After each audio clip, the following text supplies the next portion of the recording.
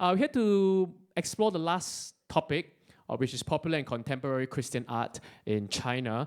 So our moderator for this session was our speaker earlier. He is Dr. William Ma from Louisiana State University. So please join me to welcome him on stage, please. Hello, everyone. We had a lovely lunch. We have a very exciting group of talks this afternoon. So panel number 4 is popular and contemporary Christian art in China. In the first half, we're going to have 2 speakers. The first, Dr. Daryl R, the Associate Director, Center for Global Christianity and Mission from Boston University. And he will speak to us about Chinese Christian propaganda posters and the subversion of political art. Looking forward. Well, we live in a time where perhaps the scarcest resource is time. And so I just want to acknowledge and thank all of you for taking a weekend to spend it here. It's really quite remarkable, and you've made this a fabulous weekend. And of course, that wouldn't be possible without Dr. Lam and his team, Jiaying Pan and Denise Symbol and the others. This has just been really remarkable. Thank you for all the work you've done. Well, let's see if I can get this go.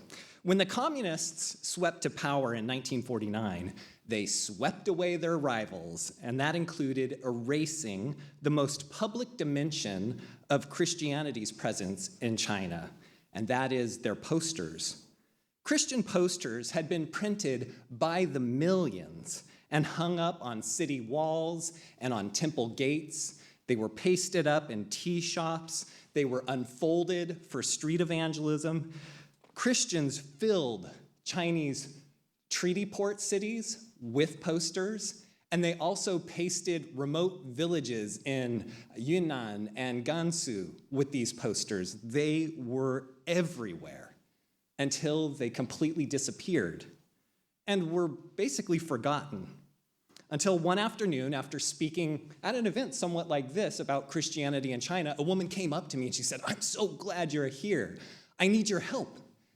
And she started to tell the story that her grandfather had been in China in World War II, and he had survived the war, come back to the United States, and on his train ride home, his train derailed, and he died. He never made it back, only his trunk did. And his grieving widow received the trunk, put it up in her attic, and told her children, and then her grandchildren, not to touch it. But her grandmother had just died, and when they opened the trunk, it had Chinese Christian posters. Now, could I help? As she was describing this, I was scratching my head, trying to think, and I had vague memories that maybe I had seen something like posters in an archive photo collection or maybe some missionary magazines, but they had never registered until she brought the posters to my office, and I actually saw how incredibly vibrant they were. The colors were so striking, and the size. They're about 1 meter tall and 1/2 meter wide. They're very big and absolutely arresting. She had my attention, for sure.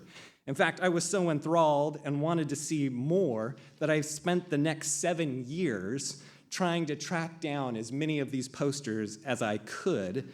And they have been found on 4 continents, largely carried out by missionaries and refugees, and they are now available for free on this website. This is the Chinese version. You can also hit the language button and do it in English or simplified, but ccposters.com, so there's a little plug for you. If you want to go and explore what are now about 800 different Chinese Christian posters, they're available for free online.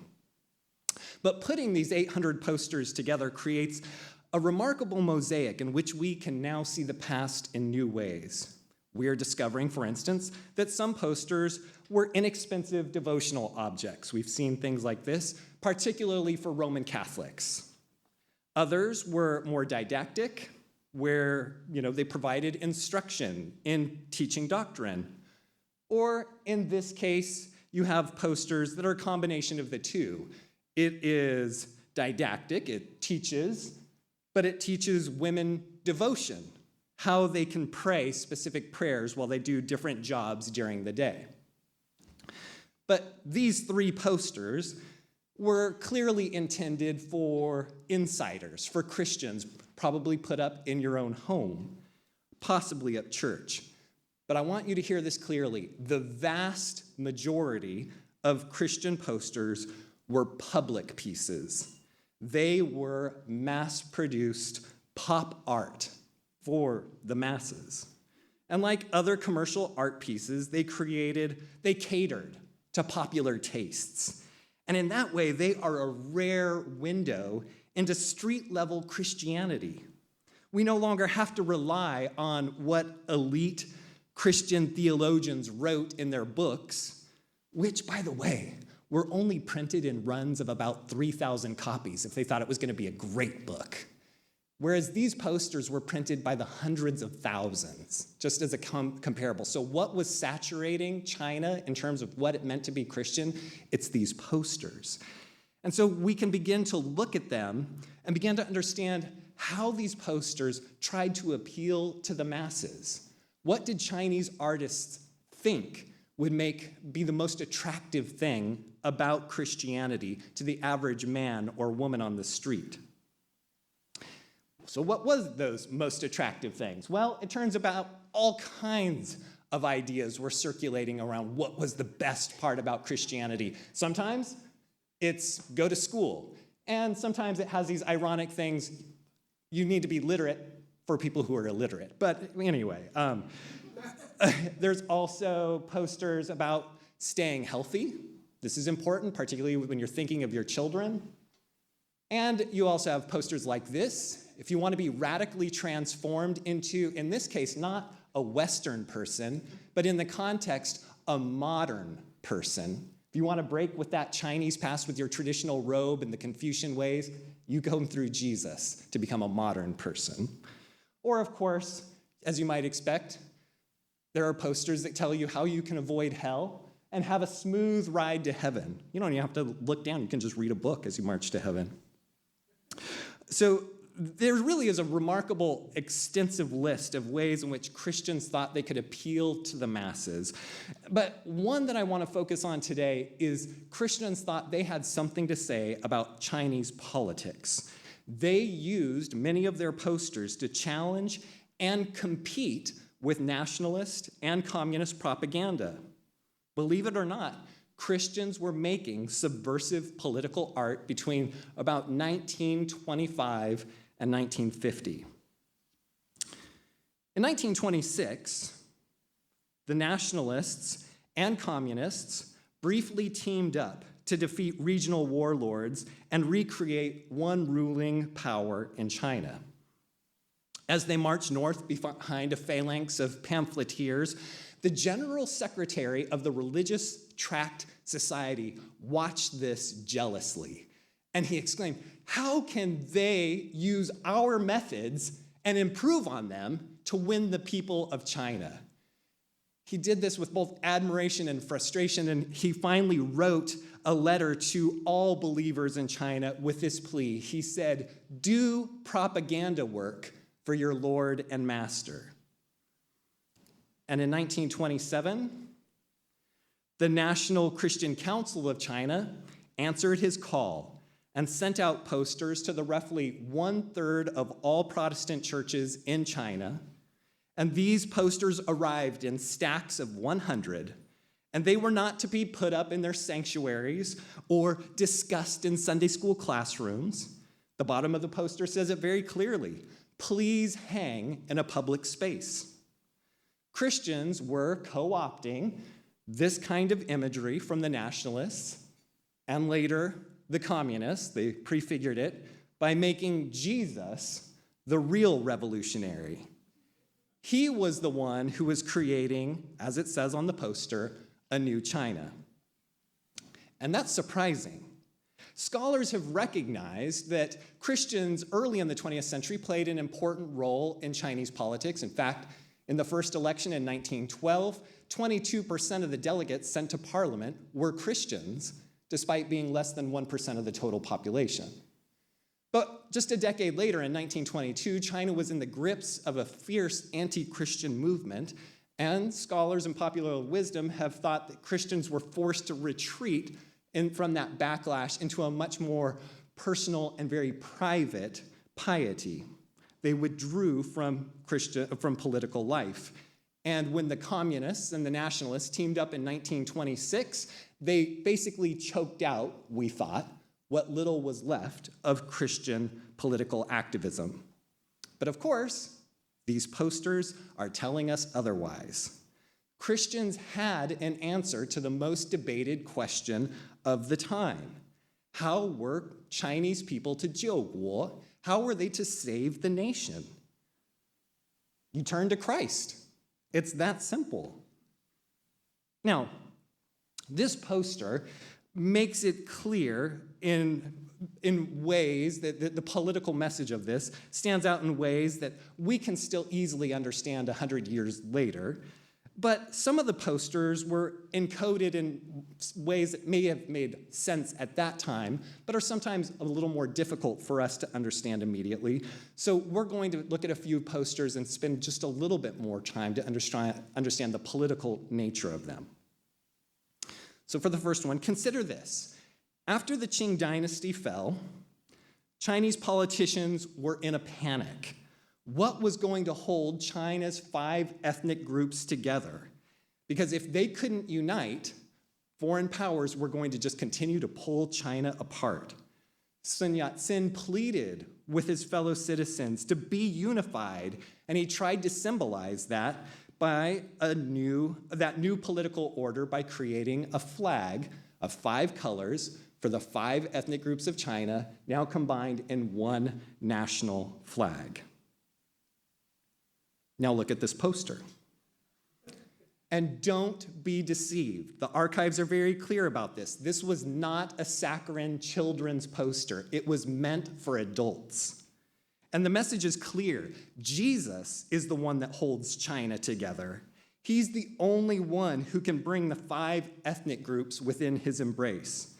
Furthermore, according to the political language of the time, since he is the only adult in this poster, it is Jesus' responsibility to tutor China and raise it to political maturity. Now, some people may have balked at such a brazen Christian political claim, but we can no longer pretend that Christians weren't making such claims. They had a Christian vision of national salvation. Christian posters borrowed freely from the political iconography and tropes that appeared in nationalist and communist posters. They wanted to make sure that the message that they were communicating was a clear alternative to the other political options. This image, for example, may look like a stock picture condemning personal vices. It's basically saying, don't visit prostitutes, don't gamble, don't smoke opium, a list of private failings, we might think.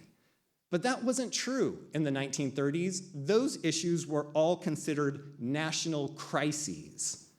How was China to build a modern economy if its profits were being siphoned off and instead of being reinvested into the economy, being siphoned off by gains of chance? And prostitution was a public health disaster, causing all kinds of problems. And opium? How were you supposed to build an army to repel foreign invaders if your soldiers' first allegiance was to their addiction? There is a reason the nationalists and communist parties both targeted the same issues and tried to eliminate gambling, prostitution, and drugs when they had power, because these were all political matters. And this poster portrays them no differently. And if you don't believe me, I invite you to look just a little closer. You will see this masked man. His presence emphasizes that this poster is not about personal vices, but a parable of national salvation. Masked figures had become a popular way to represent foreign powers. Chinese communists had first used them during the anti-Christian movement in the 1920s, showing that foreigners may look very nice and like they're trying to help, but it's all just a mask for their more brutal intentions. By the time the Japanese invaded China in 1937, this masked figure image had become such stock trade to represent foreign powers, that they could even use it to try to convince Chinese people that they were not the problem, but it was the Russians who were behind all the miseries Chinese people were suffering. That masked figure comes back one more time. So you see, in the 1930s, whenever a person was wearing a mask, you knew it was a foreign power trying to exploit China. So let's look again. This poster is not just about a man bound by sin. This is a nation ensnared. And the foreign countries of the world hold a spear to its neck. Unless China repents and turns to Christ, the entire nation is about to discover what's written on this poster. The wages of sin are death. Now you can see that the diagnosis of China's problems was remarkably similar in many cases between nationalists and communists. But what differed, at least in the abstract, was their means of achieving national salvation. For Christians, of course, Jesus Christ and his invitation to live life his way was going to be the foundation of national transformation. However, when artists tried to work out the details of what Jesus' life would look like in the second quarter of the 20th century, they sometimes ended up advocating for actions and attitudes that looked and sounded a lot like either the nationalists or the communists. Now, this can be surprising, especially when we consider the amount of ink exchanged between the Christians and the communists in particular. They didn't really like each other. And yet they both agreed on the destructiveness of China's new economic order. Cities, in particular, were inventing new class structures that had never existed in the countryside. The bourgeoisie, for example, emerged as a new and powerful force that controlled the means of production. And the communists protested that concentration of wealth and power. But by the 1930s, the nationalist government had driven those radicals into small Soviets in Western China. So that left it to the Christians to speak out about the gross inequalities that were surfacing, especially since the nationalists hitched themselves to a bourgeois plan for modernization. So Christians were the only ones left, in essence, to speak for economic equality. And Protestants of all stripes did condemn the unequal distribution of wealth in China, categorically. Every single picture that has money in it portrays it negatively. I particularly love this poster. You get a picture of China's new urban elite, a cosmopolitan man who has turned his global awareness and connections into lucrative gain. But what I find most interesting is this right here. The lenses in his glasses are coins. Is there a better way to express that everywhere the bourgeoisie look, they only see money? Whether it's the water, the land, their own families, everything is there to be exploited. And the posters make it clear by the text, anyone this blinded by money is doomed. Meanwhile, you have posters like this that sort of condemn the wealth disparities that were emerging in China's cities. It challenges the man in his reclining chair basically to get up, make things right. How can you be lounging around in leisure and comfort that's been purchased unjustly? You're lounging on the shoulders of exhausted laborers. So despite what you might think, Christians converged with communists in protest over social inequalities. They both critiqued China's modern economy. Christians and communists demanded demanded justice, like better working conditions and a livable wage. Whether it sprang from the teaching of Karl Marx or Jesus Christ, communists and Christians could attack the nationalists for enriching the few by despoiling the many. To them, injustice within China could undo the nation. Still, for many concerned citizens, the greater threat was not internal, but external.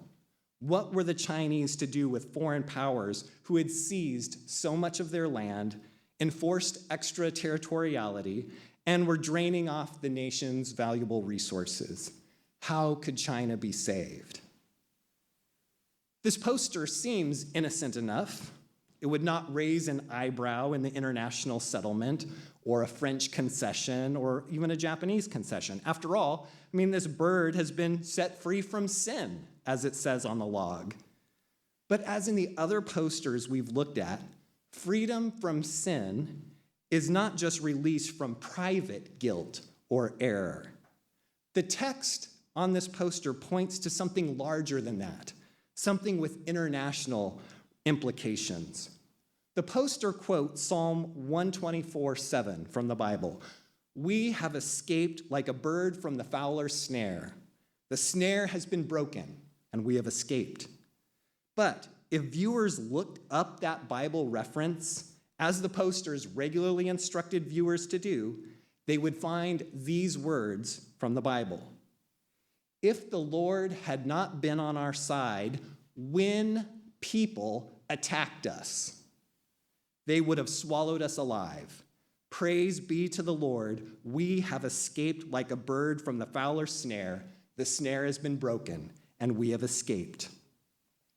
Christian posters were audacious enough to assert that Christ alone can free China from other people's sin, the sin of imperialism, the sin of British gunboats and Japanese tanks.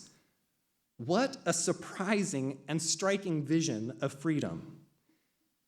Now, granted, a bird flying away is a weak recipe for nation building. This is hardly going to build a new China, that poster alone. But it was hardly less vacuous than nationalist and communist propaganda. Propaganda posters were not about forwarding specific political policies. They were about offering aspirational visions. And at that level, Christians could and did compete with the political parties of the day. They produced enormous quantities of visually stunning and surprising pieces of politically subversive art. Thank you.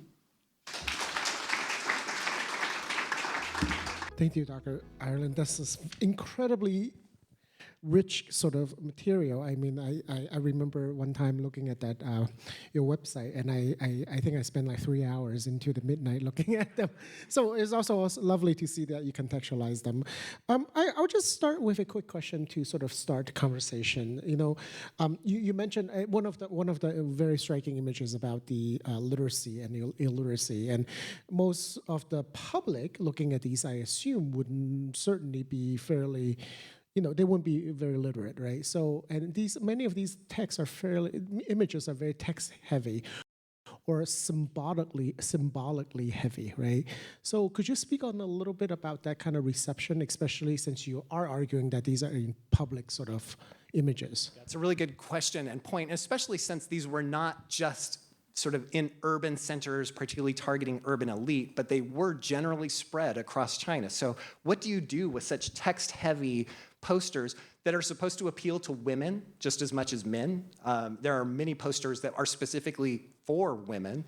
I will note that the ones that are very clearly for women do contain less text. They're more clearly visual in orientation. But I will also say that it is very clear from the photos and film that we have of how these posters were being used in China that overwhelmingly they came with an evangelist who was there to explain them. And so there is this oral dimension. I think that maybe at the beginning they were understood to be, as one publishing house called them, silent preachers. But it turned out that silence wasn't always very effective. There's one poster where there's a lady at a Tudigong, like a little local shrine, and she's doing bye-bye. She's there, And I think they must have gotten complaints about it because quickly another poster was made with the same image, but now there was fire coming up to destroy her. I think some people may have seen the poster and thought, oh, I haven't gone in and worshipped at the local temple recently. So they had to change the poster and add fire. So there is this sort of dynamic exchange that's going on, and then later probably adding, there should be someone who's giving an audio presentation with this. Thank you. Let's open up to the audience question. Yeah, I think Helen first and then somebody in the middle.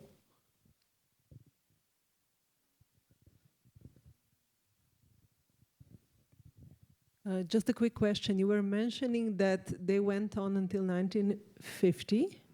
So I was wondering, what were they like at the very end? Do you have any of those examples? I do. So actually, I have through 1951, and someone just contacted me, and they have a poster from 1953.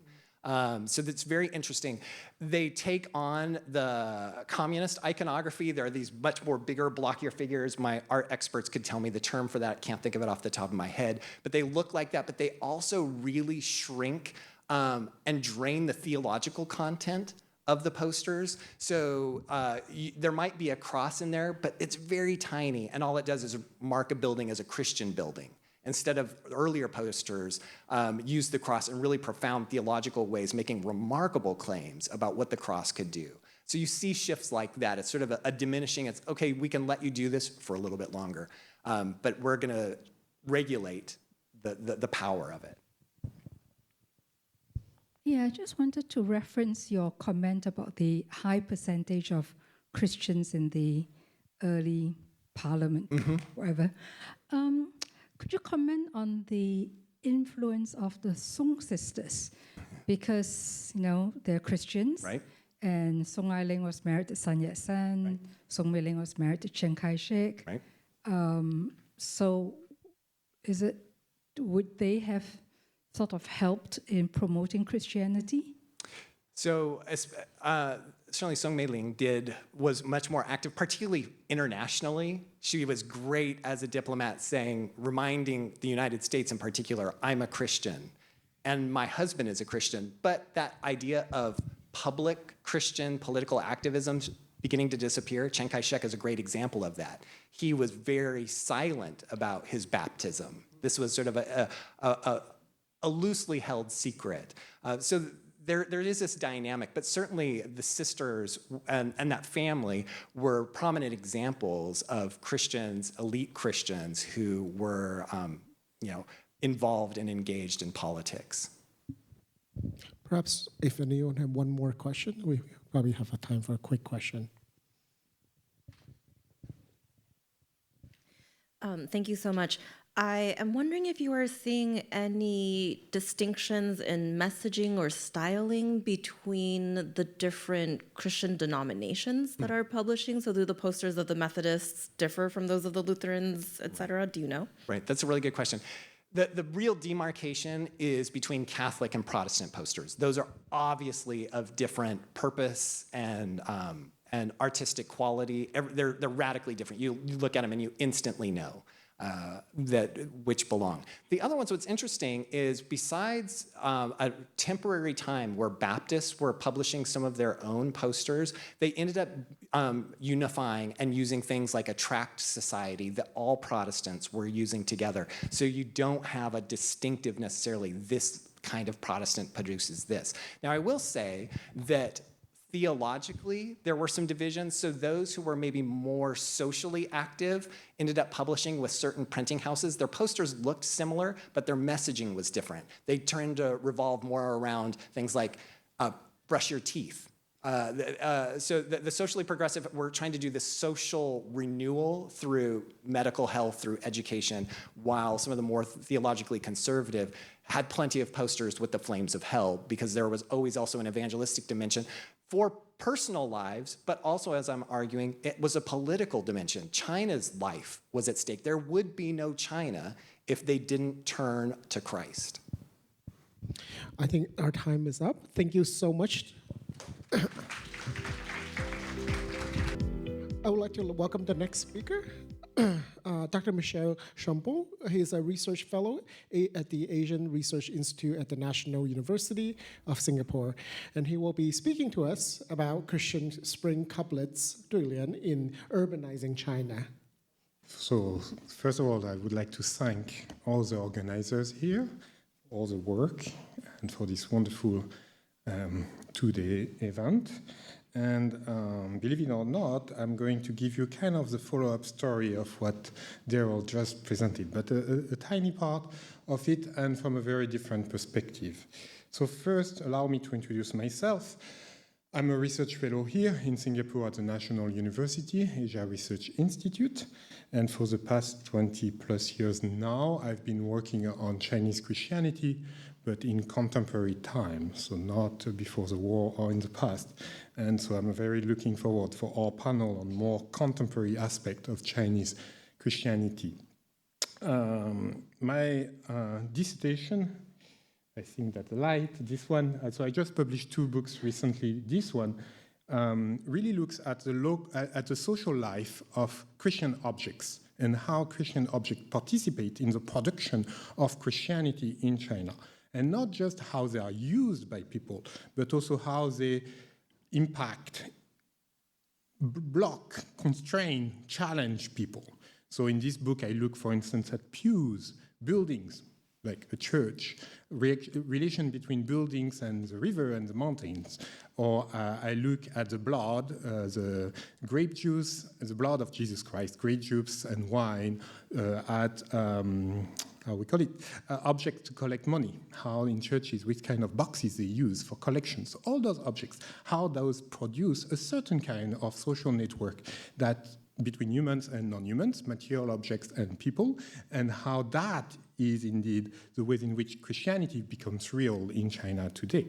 So today I'm going to present just a tiny part of my research from years ago, because I was asked to, and it's not in that book, and I've never published about it, so it's probably good. But just before I get to the presentation today, as you know, you all have heard about the Chinese right controversy. So, you know, some Catholics 100 years ago in the north of Fujian worshipping ancestors at home, and that created concerns from Dominican, especially missionaries and lay Franciscans, wondering if the Jesuits introduced the right faith or requested the right reform or religious changes among Chinese Catholics. And so you had this controversy between the Catholic Church and the Chinese world for about 300+ years. And so recently I'm on the way to publish a paper about Catholic objects within Taiwanese homes. How that works today? Because it's fascinating to me that we kill each other for 100 years, scrutinizing inside the home how we worship, but today there is almost no research, no interest about which kind of religious objects people have at home, and what does that say about Chinese Christianity? So I'm not allowed to do research and field work in China today, but I do it in Taiwan. So anyway, so I'm not going to talk more about that. But going more about, and China welcomes me, I'm going there next week, so there's no problem on the China side about doing research in China. Talking about the social life of religious object, and as a site, which is not just a family, as an institution to make Christianity real for people, is also parishes, and so I'm also working on statues of the Virgin Mary here in Singapore, in mainland China, but also in South Korea and Taiwan, where I look carefully and compare and contrast the kind of objects and how they relate to their environment and the production of social network and space and religious space. But anyway, let's move to our topic today. I think I went too fast. No, maybe not. Anyway, the spring couplets. So these lines of poetries, Chinese poetries, nicely written vertically on the sides of a front door of a house that the most common one are the one for spring, the Chinese New Year, that people put just a few days before, as you all know. But also people may put new couplets just before a wedding or for funerals. or you have different reasons to renew your couplets, but usually it's for Chinese New Year. So here you have two types that you can see, Christians and neighbor religion. Some people call them non-Christian, but they are more than not being Christians. So in Korea, for instance, we try to call them neighbor religion because they are our neighbor, first of all, before being not Christians. But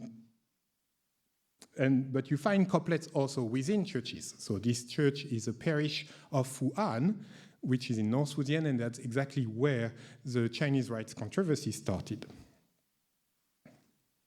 So my argument is very simple. Spring couplets, the first part of my argument, create an intermediary space where humans and non-humans socialize. Today, Chinese ways to produce space are evolving. So I'm going to talk as an anthropologist and as a theologian. Chinese Christians are in tune with their broader religious and social environment and therefore their evolutions. And I want to show you that. So my research site for the past almost 10, 15 years has been a small city in the north of Fujian, Nanping, which is not that far from Fu'an, where I've been studying carefully or interacting and living with 6 Christian denominations. So the largest one, the Gospel Church, as you can see, is very close to the next one, the Christian Assembly. The Gospel Church was created by Methodist missionary 100 years ago and was an independent Methodist mission. You have the Adventists, the True Jesus Church, and 2 Catholic communities. So basically, all those communities promote the use of spring couplets, Christian spring couplets. Today, it's very common. There is no opposition from those religious communities to the use of Christian spring couplets. It's perceived as something positive and valuable to show the faith in public. But I would like to look more carefully at how that works. As an anthropologist, and because of the title of this conference, Faith and Form, I'm not going to look at the text, nor at the calligraphy, but at the space. So, spring couplets in their context. So you have here a picture of an old house, fairly traditional Chinese house, as you can still see it today in some part of North Fujian. And I'm sure all of you already saw and noticed where the couplets are, of course, here. So for those who don't know, those lines of poetry are on the side of the main entrance.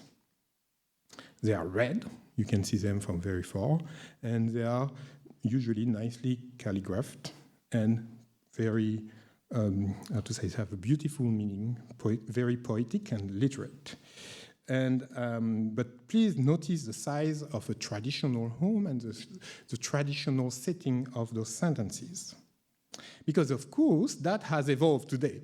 And that's more the usual urban, semi-urban environment that you find in northern Fujian today, where houses became more and more vertical.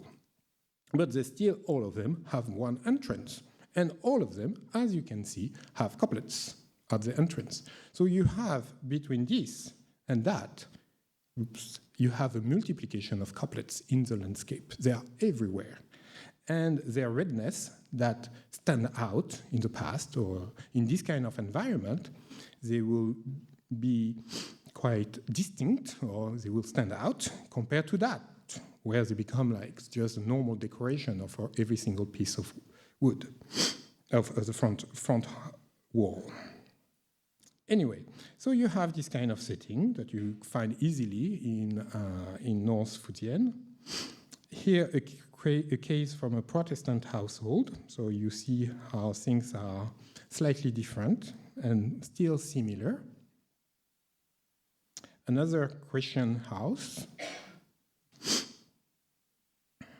So here an example from the True Jesus Church. So it's a Christian denomination that I am not going there, but basically it was generated within the Chinese environment, and they basically, to make it very simple, it has Pentecostal elements, and also it rejects, or it believes that the Trinity it's a Western invention. So, but they produce their own couplets, and they distribute them to all their churchgoers, and you see the way they mark them, besides the text itself. But here, a Catholic example, and here. So you don't need to be very literate. So even me as a foreigner, when I take people who don't speak any Chinese, couplets are a wonderful tool to kind of observe. So my work as a theologian and anthropologist also has been to question a certain tendency in social science to reduce everything to what people say, to narratives. The idea, one of my thoughts is to say, can we take a little more seriously objects and how objects produce a certain form of Christianity in China today? So I don't need to explain which kind of denomination is that, I hope. So anyway, going further into the question of form, the title of our conference, Faith and Form. Here you have two couplets, and couplets are read from top to bottom, from right to left. So top to bottom, right to left. So there is a way to read them, okay?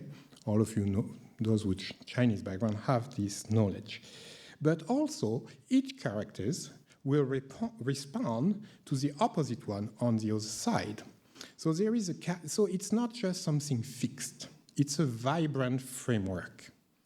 Because the calligraphy, also on your poster, to me it's fascinating how we see a slow shift of calligraphy when it becomes very, like, it's not a calligraphy anymore. It's like very straight lines, very modern. It's not vibrant, it's not alive.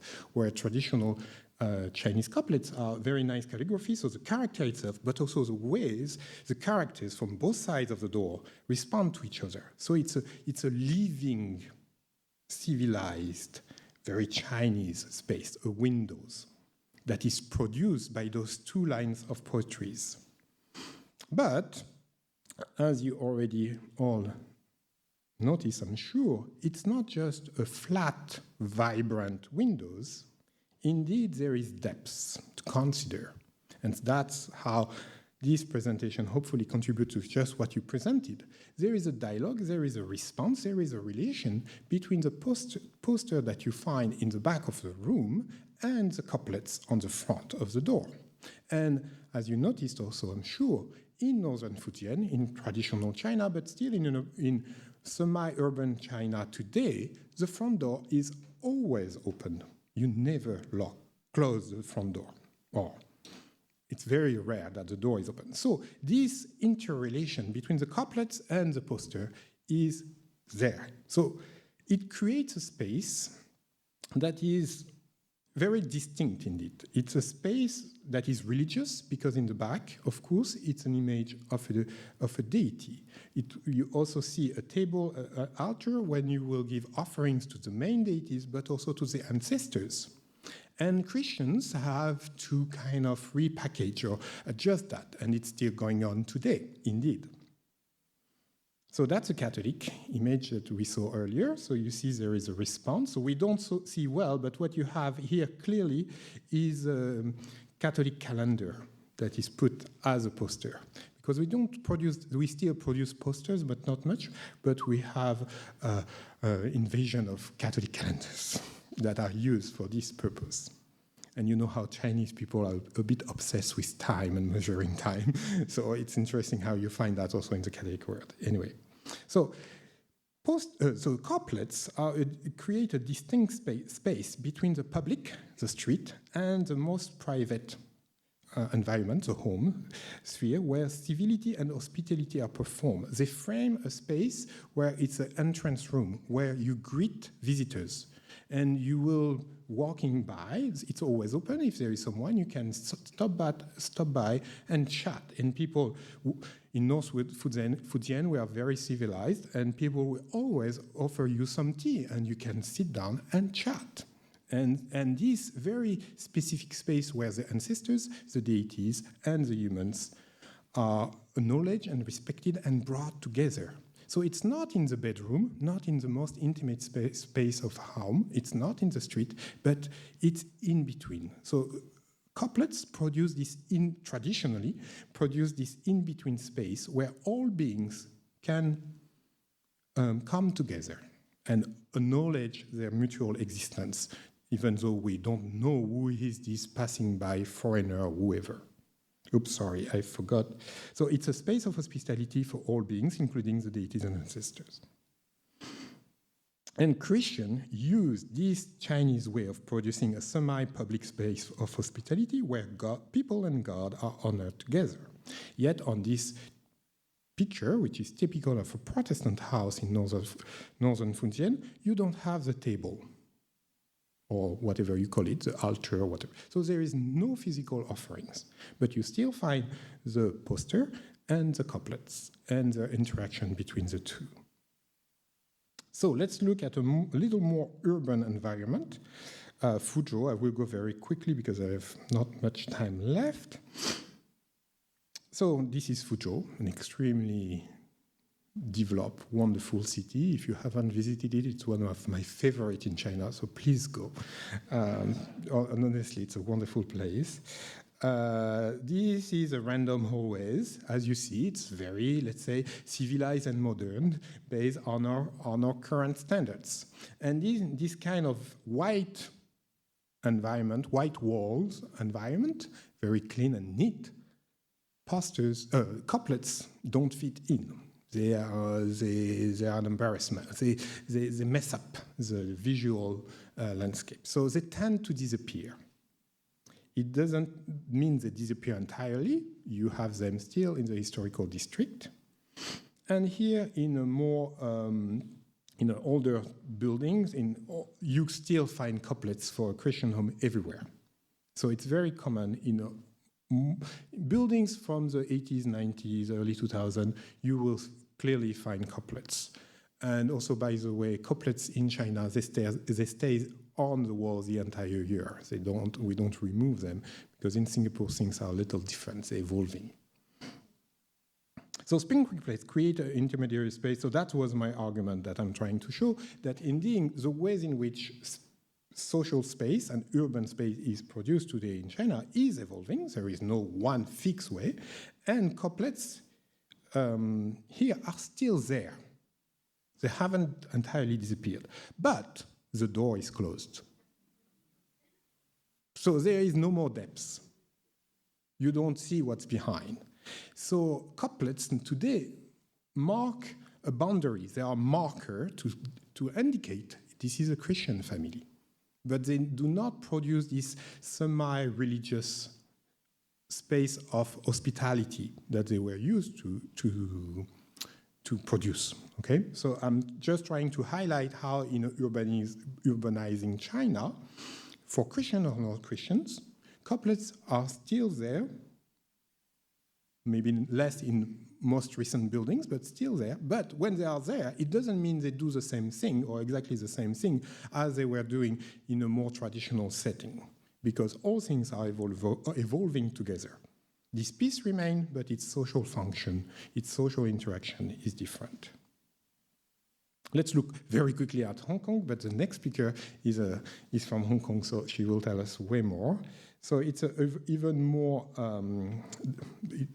urbanized environment, extremely dense, as you know, compared to Singapore. This is a most recent, what we would call here in Singapore, HDB, so a big public housing. And you see there is no single couplet, and there is strict policy to not allow that, because it's dirty, it creates. And so there is, in Hong Kong, we see a very quick, strong disappearance of couplets. Yet, you have those. So the Catholic Church is a little resistant, and some priests, and there is debates to push for new forms of couplets like that, very short, very small, on the front. So a little bit like what you find in Fuzhou, couplets that are a marker or that delineate between the very private space and very public. And yet it's in the hallway of those huge towers, so those hallways are not strictly public space. It's also a semi-private. So you see the couplets today find themselves in a very different kind of urban setting or social setting than they were 50 years ago or in whatever we call traditional China. So you find couplets, of course, in some churches, not everywhere, but it's still something present. So I'm not saying that couplets in Hong Kong are becoming, spring couplets are becoming a Catholic things. We have to be careful.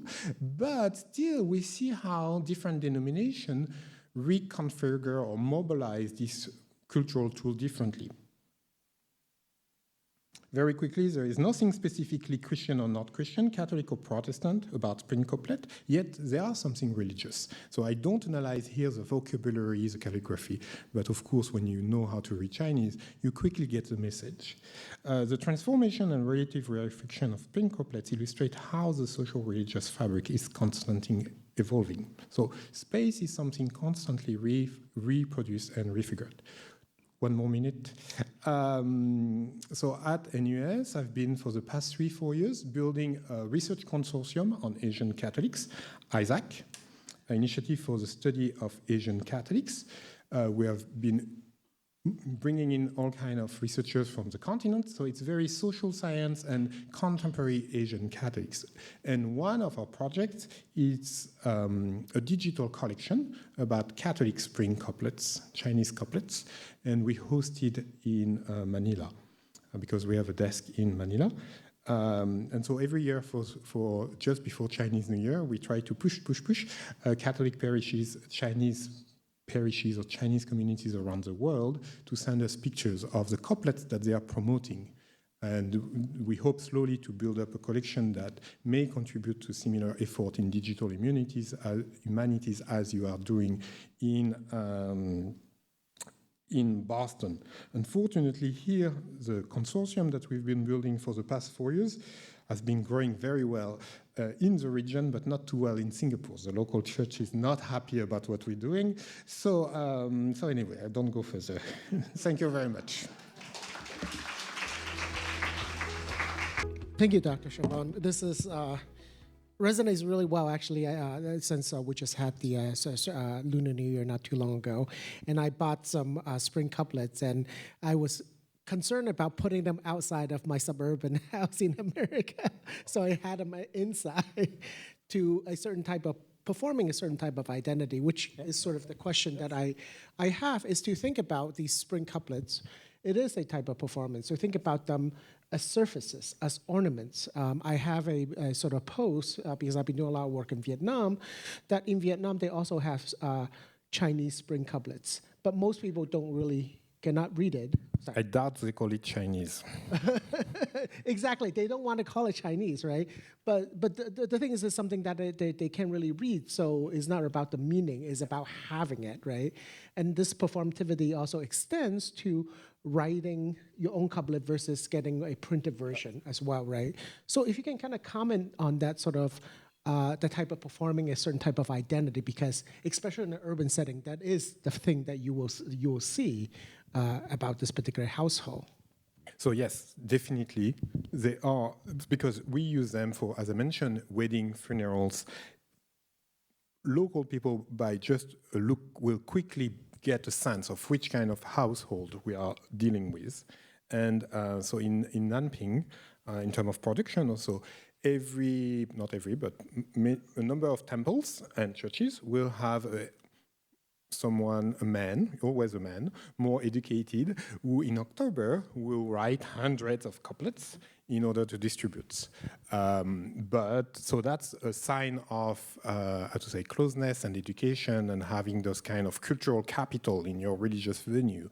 At the same time, the largest churches, in all of their front shops, they have a small Christian shops, you always find couplets that are, you have golden, so like you find online for all kind of spring couplets. So you have exactly the same dynamic that indicate different kind of concerns or values about how we have something clean, they resist better along the year, they also embroidered with gold or all kind of also nice decorations. So yes, definitely couplets are full of meaning and perform and display all kind of identity. And so my effort was to say, let's look at the text itself, because that's usually the way that we analyze spring couplets. We immediately get caught by the text and its meaning, but there is so much more behind. Open it up for audience questions. I think there's several.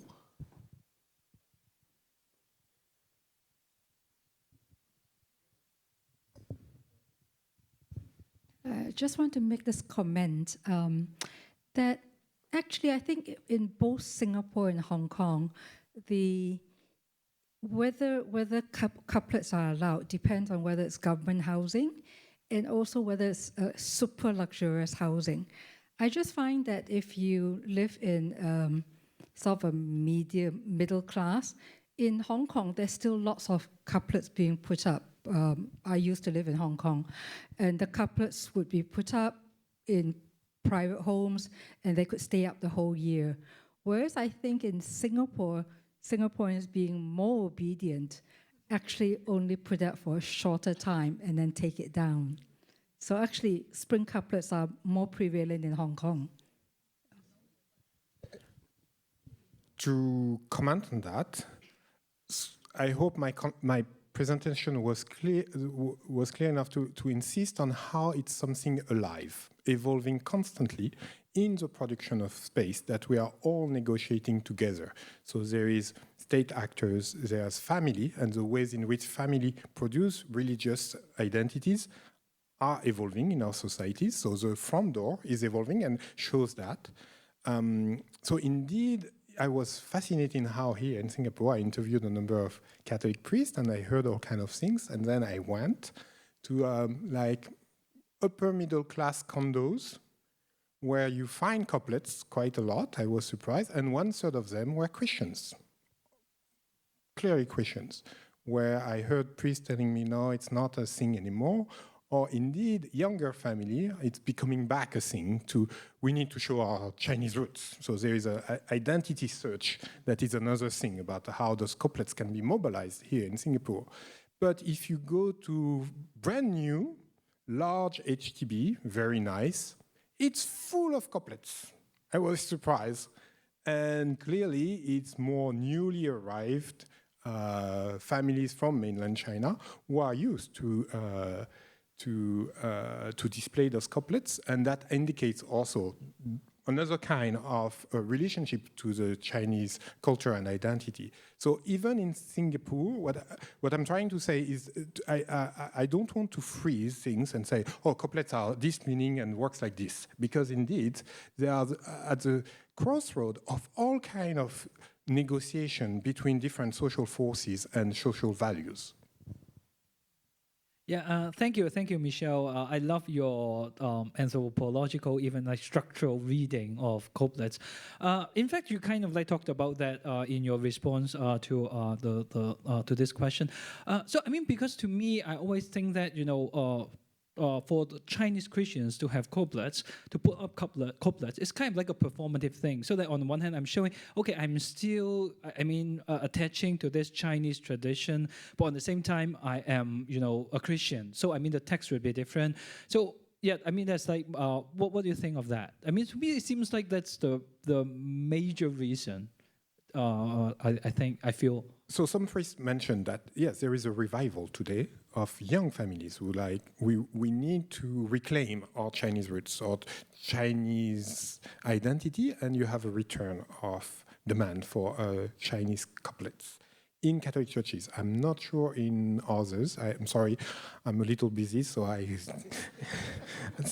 it's a side research, and I'm not working on this for the past year, since 2018, I think. So I just tried this year because I knew we had this conference to at least check with the Catholics.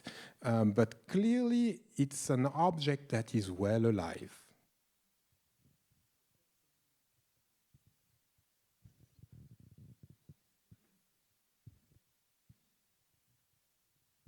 Thank you, Dr. Michel, for the presentation. I noticed that you mentioned that even in Hong Kong, where the Protestant churches or even the households may not have the spring couplets, but the Catholic Church continues to, distribute and encourage the use. I think would you say that the Catholic Church in China and maybe in East Asia or Southeast Asia have been more active in what we call the contextualizing of the faith within the Chinese culture? And this is evident in the use of the spring couplet. And how can we encourage the Protestant Church to do likewise? Yeah. Okay, we have 2 minutes left only. I won't go to there, but here, correct me if I'm wrong, but the Catholic Church, the institution, the top level of the clergy, does not encourage couplets, does not push for it, and does not distribute widely couplets. We only distribute 2 oranges for Chinese New Year. And it's a tradition invented or recycled by French missionaries 40 years or 50 years ago, who recently passed away, but not the couplets. Where in Hong Kong, and again, correct me if I'm wrong, there is a very strong institutional push because they produce them like thousands and thousands, and most parishes, I think, not all, but I'm not sure, like distribute them massively to everybody.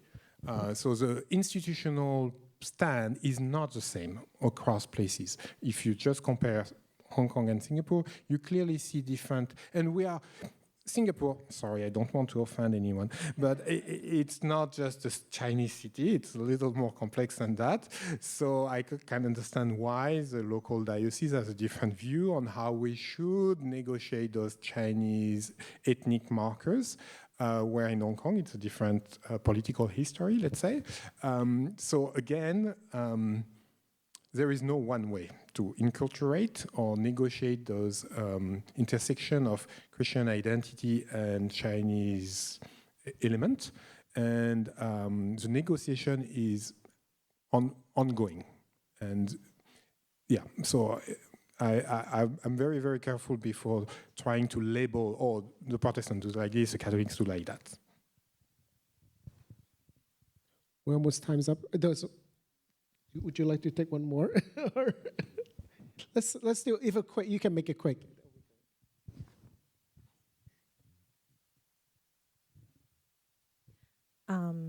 We've been looking at it as an attempt by Christians to negotiate their Chinese roots. I was just wondering whether within the Christian faith itself, there is some motif that people recognize, that Chinese Christians recognize, and they are trying to echo that as a matter of Christian faith. Definitely. In Nanping, one of the dominant discourse is the couplets are a proof that China was in connection to the Jewish world 1,000 years ago. And there are those, when the Hebrew people had to escape from Egypt, they had to mark their house with these blood, the red marks on the front door. And so I've heard discourses by pastors to say couplets are something deeply Christian. It's not about Chineseness. It's about being faithful to our Christianity. Thank you. Thank you. I think Lester is going to come tell us about the break. Great. Thank you very much. Can we give a big round of applause, Dr. Michel Chambon, and also our moderator, Dr. William Ma, as well. All right, so without further ado, let's move on to the final part of the last panel. Let's once again welcome back our moderator, Dr. William Ma, to join us on stage. For our third talk this panel, I would like to welcome Sister Paola Yue from Hong Kong Diocesan Liturgical Commission. And she'll be talking to us about contemporary Catholic art in China. Looking forward to it. Hello, everybody. I have 99 slides. In the first part, I will run faster. Then afterward, I will explain clearer. So my topic, I would like to go back to the history in order that you will make the confrontation to compare with the secret art today in China. So I have, that is my introduction. And I have outlined a few stages of Catholic art in China. So the first stage, we can consider it that is the Catholic mission since 1583. So this is not the year that I indicate, but it is from the scholars, because this is the year of the arrival of Matteo Ricci in China. And I have outlined that at the beginning is Western Catholic art introduced by European missionaries, and then it started the sprouting of Chinese sacred art. And the second topic is the implementation of maximum elude. It's a Latin word. It is an apostolic letter of the Pope Benedict XV on 1919 on the work of the missionaries. It is for universal church. It's not only for China. And inculturation promoted by Archbishop Celso Constantini since 1924. And Constantini is the first apostolic delegate was sent by the Pope to China. And the term of inculturation is a term after Vatican II, the Council of Vatican II. At the time of the Constantini, maybe they were using the word adaptation or Sino-Christianity. And creation on Chinese Catholic paintings by foreign and Chinese painters of Fujian Catholic University of Peking during 1924 to 1940. And then the first stage is the contemporary Catholic art in China after 1985. So this is the book. I make some research from this book. Is popular. It's an edition of Tushanwan, correspond to the topic of this conference, Tushanwan, and it was published on 2020. Sorry, I forgot to move. Edition on 2020,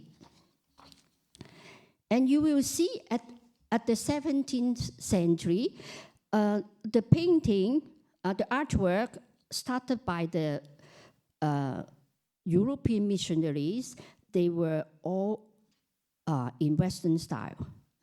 It's on wood engraving. Other speakers have talked about that in 2001 workshop. You will see completely Western. And it was done by the French artists, and according to the writing of Giulio Aleni, Jesuit. And then another period that starts from the 18th century.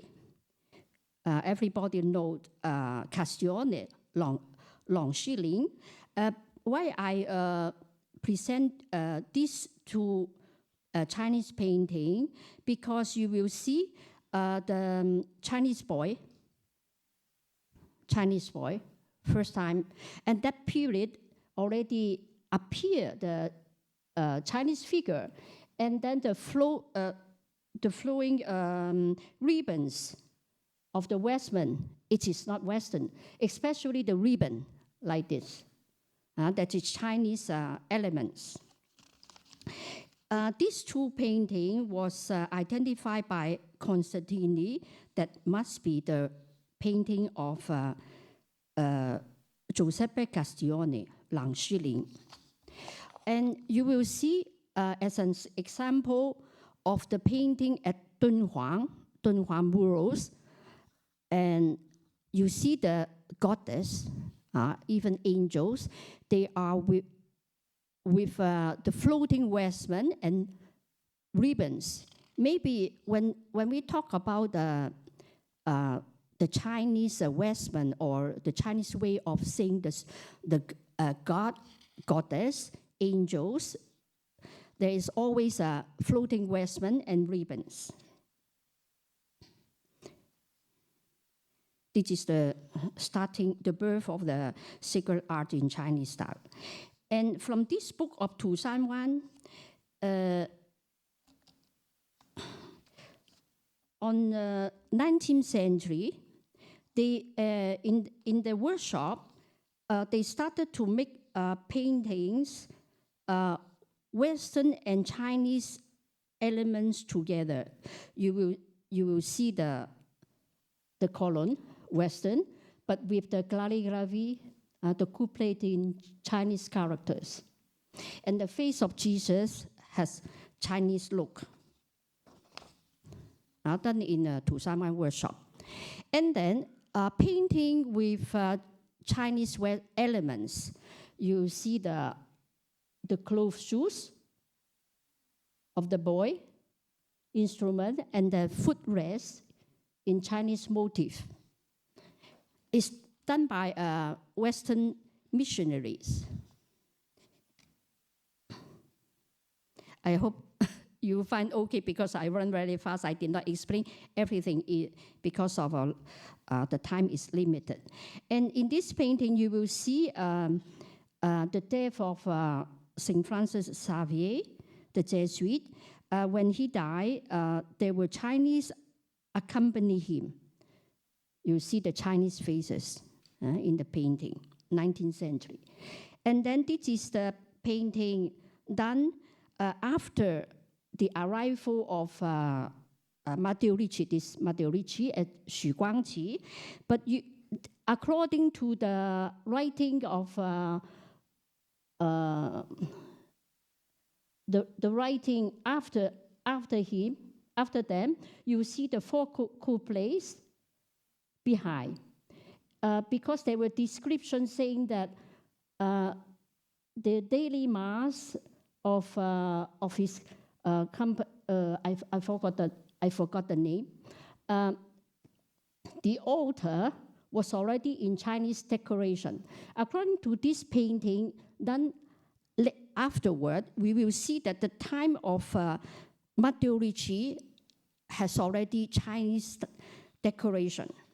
And at the middle, there is the Madonna. We call this painting is Salus Populis Romani.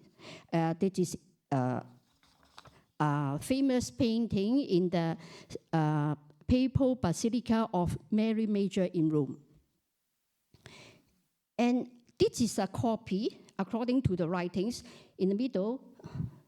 This is the painting, according to the original in Rome, what was brought to China, given to Matteo Ricci after. And depends on this copy, there were Chinese painters has made this in Chinese style. The idea comes from that. And so on the 19th century, actually the Chinese style architecture already exists before Constantine arrived on the 1924. 19th century, you will see the style of the architecture is already in Chinese style. It was built on 1876. Maybe the idea is not because of the Catholics copy the architecture or painting from the Buddhism or Taoism. The idea is because Taoism is founded in China, and Buddhism, when the Buddhism arrived in China from India, it was also adapted to the Chinese culture. So the temples of the Buddhist and Taoist temple were built according to the Chinese architecture.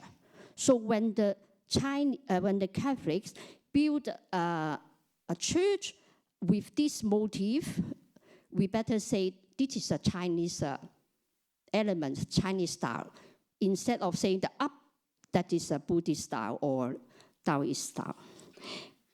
And then the next, early 20th century, at the place of Donglu, the basilica, the church was already built before the 19th century, 1900. But a painting of the Chinese Madonna was done on 1908 in Chinese style. Afterward, they name it Our Lady of China or Queen of China. So we will compare with the there are also other versions of the Chinese Madonna with Child Jesus, and maybe the painter got the idea from the Qing dynasty, the emperor, empress, etc. The same position, sitting on a throne, and then with the vestment like that. Probably they got the idea how to express the artist, how to express the Virgin Mary is the Queen of Heaven, and you will see the Virgin Mary and Child Jesus. They don't have a crown Chinese style, but Western style. The first painting was painted by a French artist, not Chinese, at the beginning. Afterward, there are other versions. So the second part, I would like to talk about the Maximum Illud. It is the apostolic letter of the Pope for the Universal Church. And Constantini, Archbishop Constantini, arrived in China 1923. At 1924, he has organized the first plenary council of Shanghai on May 15, 1924. And it is the idea of mission as adaptation to the local church. So there, the movement of the Sino Christianity started after this council. And this is the document, Fuzhida, was translated in Chinese later on. We can also find this book from the bookstore. And since Constantini loves sacred art, he has published books, writings, talk about how to make Chinese sacred art. 1925, the year after the council, and the Fujian Catholic University of Beijing was founded by the American Benedictines in 1925, and Constantini has supported very much for the Catholic University founded in Peking, and this is the Chinese style chapel of the university, completely Chinese style, but not Western and Chinese combination. Of course, an altar like that, it is Catholic. And in the living room of the Apostolic Delegation in China, founded in 1923, you will see the furniture, decoration, completely Chinese style.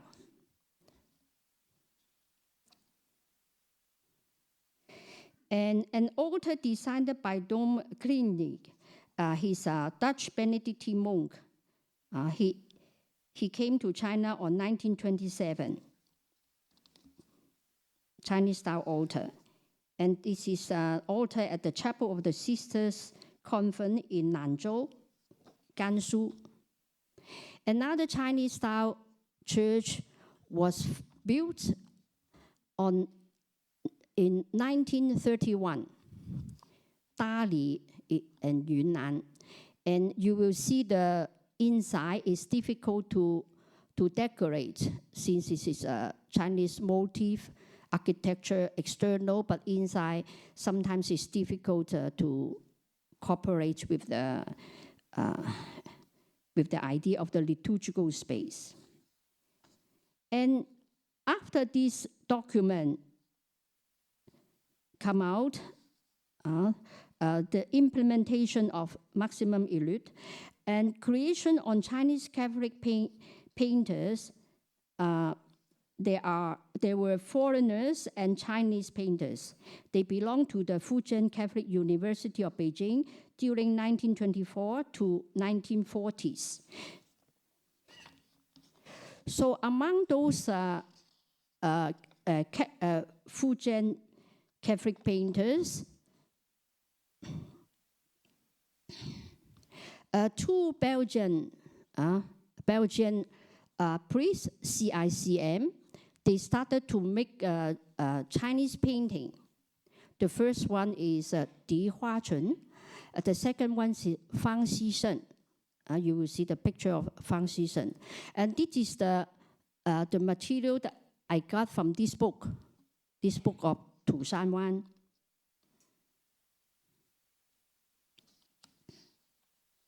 And you will see, I will show very fast because there are pictures already seen before.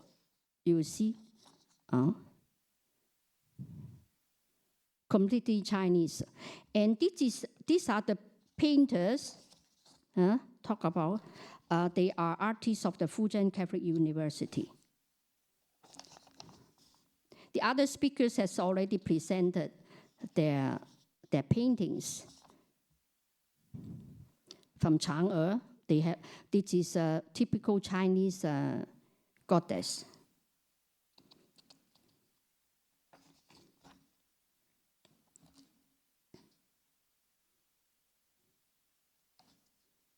And books for catechism. This is an artist very well known because she passed away on 2016. They belong to the Fujian painters, Catholic painters. They got the idea from the Western. So I go to the contemporary Catholic art. This is a Chinese church built on 1994 to 96.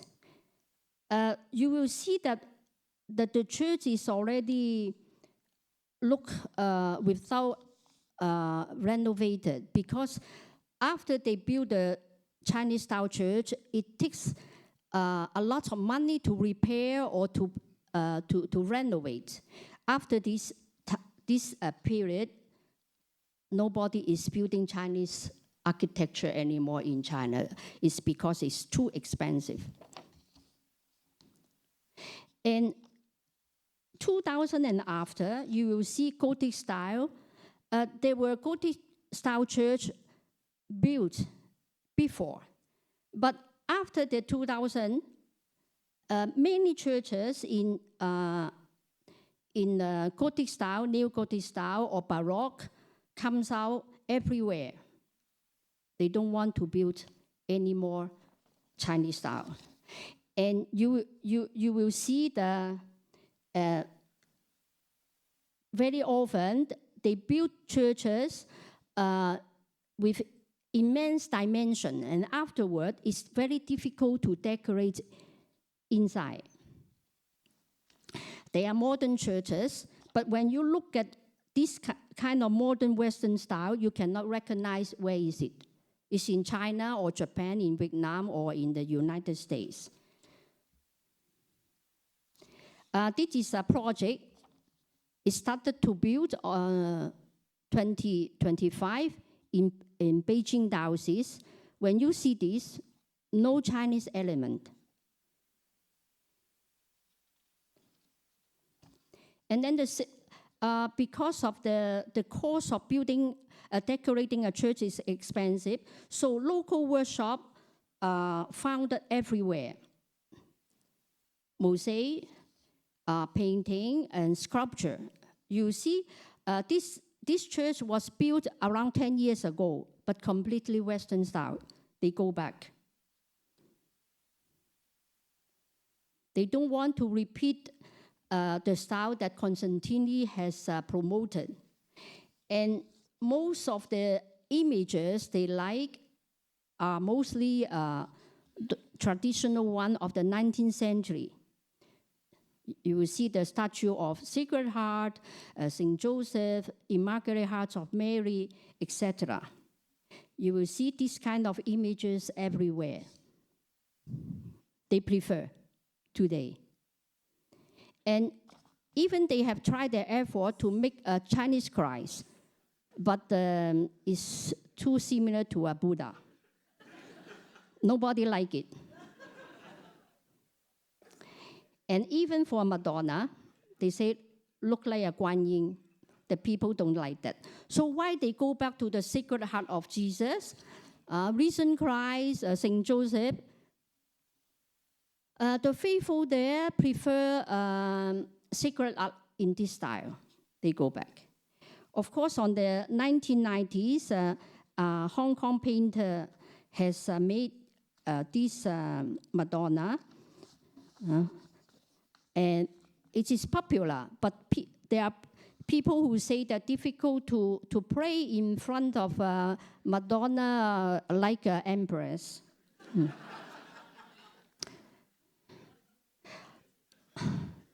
It becomes a decoration rather than for devotion or for prayer. And there are Western style painting. So in order to say that it's in China, so they put Chinese face.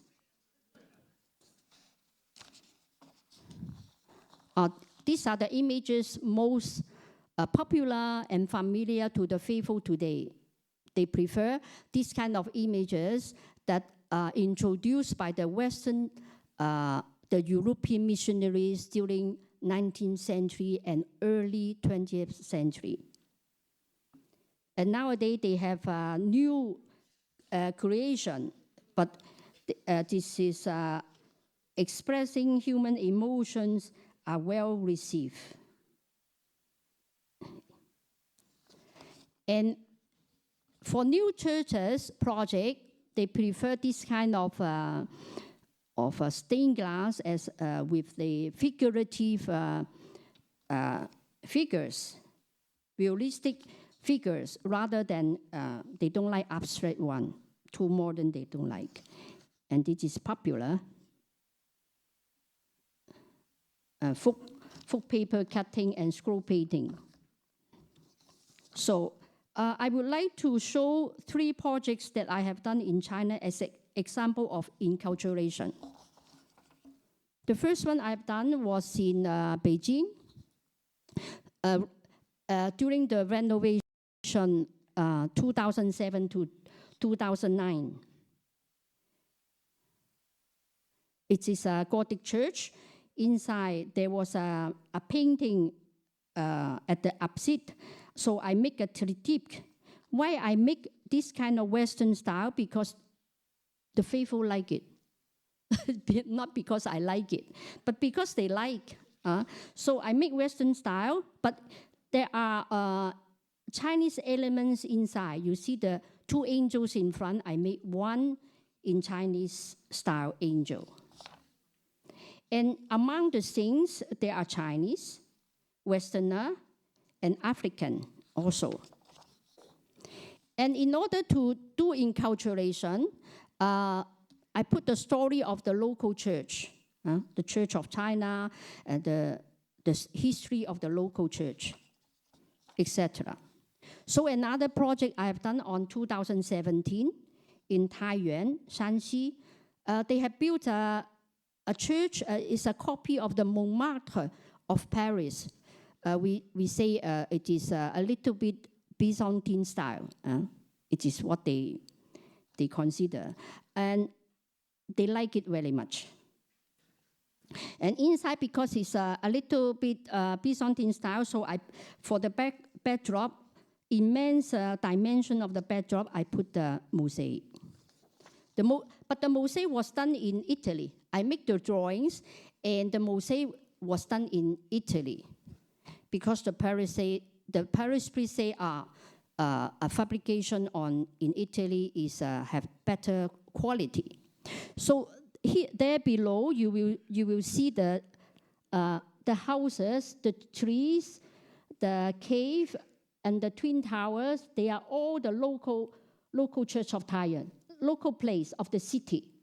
So that is a way of enculturation, Chinese, but not going back to the old style. And there are Chinese faces, Chinese things in heaven. And then the Eucharistic Chapel and the baptistry, and they don't like so much. They say beautiful, but it's not familiar to them that something abstract. But anyway, they accept it. So another project is the Cathedral of Beijing. It was built on 1888. Inside, they wanted to have mosaic. So I make the design for mosaic. And how do I make the enculturation? Is a Tai Chi armchair is Chinese. This is the throne for the second coming of Christ. He will sit down there. It's an empty throne. But I don't put a Western throne. Instead, I put a Tai Chi armchair is completely Chinese. And then the seal scroll, what we know that from the Apocalypse, the last book of the Bible, instead of Western style, I put the imperial edit. I think everybody understand what is that. It is the edit from an emperor. And for the cross, I put the Sacred Heart of Jesus, because everybody like the Sacred Heart of Jesus. And then the others are the story of China, the mission of China, church in China, and saints. Among the saints, they are Chinese. So this is there is a very precious Westman, the chasuble, in Hong Kong Diocesan Liturgy Heritage Center, founded on 2004. You will see the pagoda. Pagoda, it is a chasuble when Blessed Pope Paul VI visited Hong Kong. He was going from Rome to Australia, passed by Hong Kong, and he has celebrated Mass for the Diocese of Hong Kong. When he came with a chasuble with a pagoda. And then it is the front, and then the back is a Chinese Madonna standing on top of a lotus. You see the picture when the Pope celebrate the Mass in the auditorium. And we have some Chinese chasuble with the Chinese Madonna and Chinese children. And then the Charlie's Bottom. And at the end is the conclusion. When talking about enculturation, many of them try to avoid confusion of Catholic images with those of other local religions. On the other hand, they retain the Catholic identity by attaching to the traditional Western style, which was introduced by the early missionaries. And other difficulties as time changed, contemporary people have no more interest in vintage style dress of the past centuries. Many artists are frustrated in finding good reference for decoration of art for modern time. Finally, for evangelization, enculturation, and integrating faith, beauty, and life, they need more theological reflection, especially in creating themes and in making design for liturgical space. Thank you. Thank you so much, Sister Yue. I mean, I have to say that we art historians spend so much time thinking about the intentionality of artists, and this is such a rare case to have an artist here speaking to us about her thought process. For the interest of time, if you don't mind, can we wait until at the end for all four panelists to ask questions? So I would like to introduce our next speaker, Dr. Thomas Koemans, who's the professor in the Department of Architecture at Leuven University. He will speak to us about Sinicizing Catholic architecture in Republican China, more than conflict of style. Thank you, William. Thank you, Kevin. Thank you, everybody. I'm very honored to be the last speaker. I will try to keep timing. and to introduce you about synthesizing Catholic architecture in the 1920s and 30s, but I was also asked to extend it a little bit until today. So that's why I skipped the dates of the title. Here.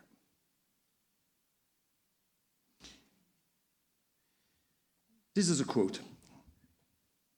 In all the important cities of China, from Canton to Peking, the churches bear the stamp of the neo-Gothic style and the neo-Romanesque. They are all copies with more or less freedom from Western models.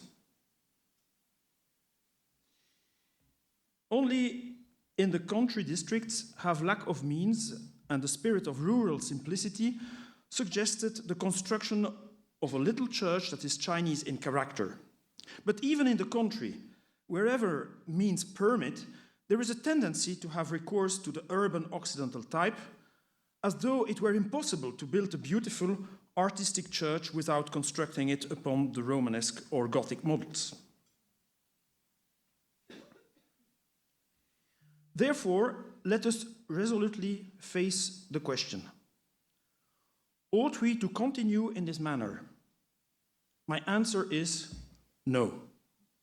I wish to lay down certain standards with reference to ecclesiastical edifices that are to be erected in the future.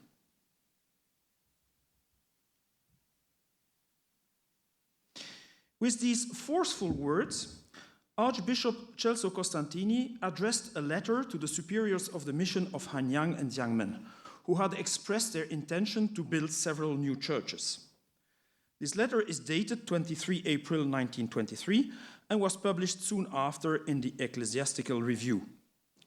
Costantini had just been appointed by Pope Pius XI as apostolic delegate to China with the task of implementing the new Roman policy of indigenizing the Chinese Catholic missions. Architecture was an important part of his policy. This paper is structured in 4 parts. First, the action of Archbishop Costantini as promoter of Catholic indigenization in China. Second, Father Adalbert Gresnicht, the creator of the Sino-Christian architecture in the 1920s. Third, Sino-Christian church architecture in the 1930s and its comparison with other Christian churches and other modern Chinese architecture.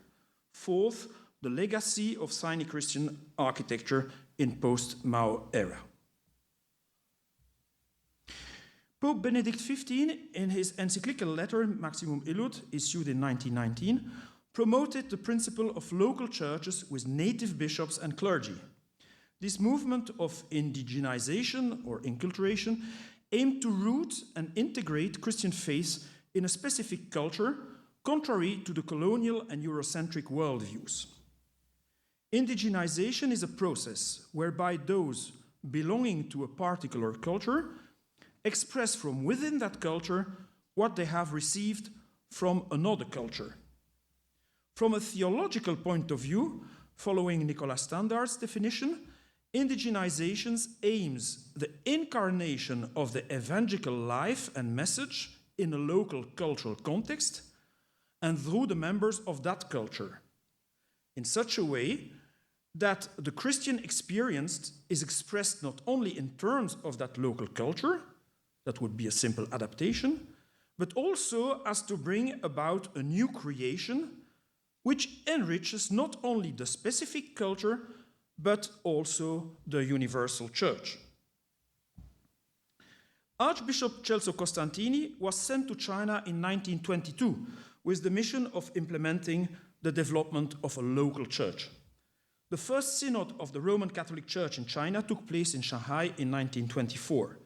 For the first time, most apostolic vicars came together. 2 years later, in October 26, Pius XI consecrated in Rome the 6 first Chinese bishops. However, Archbishop Costantini was confronted with the opposition of conservative missionaries, in particular the French, who were losing their prerogatives.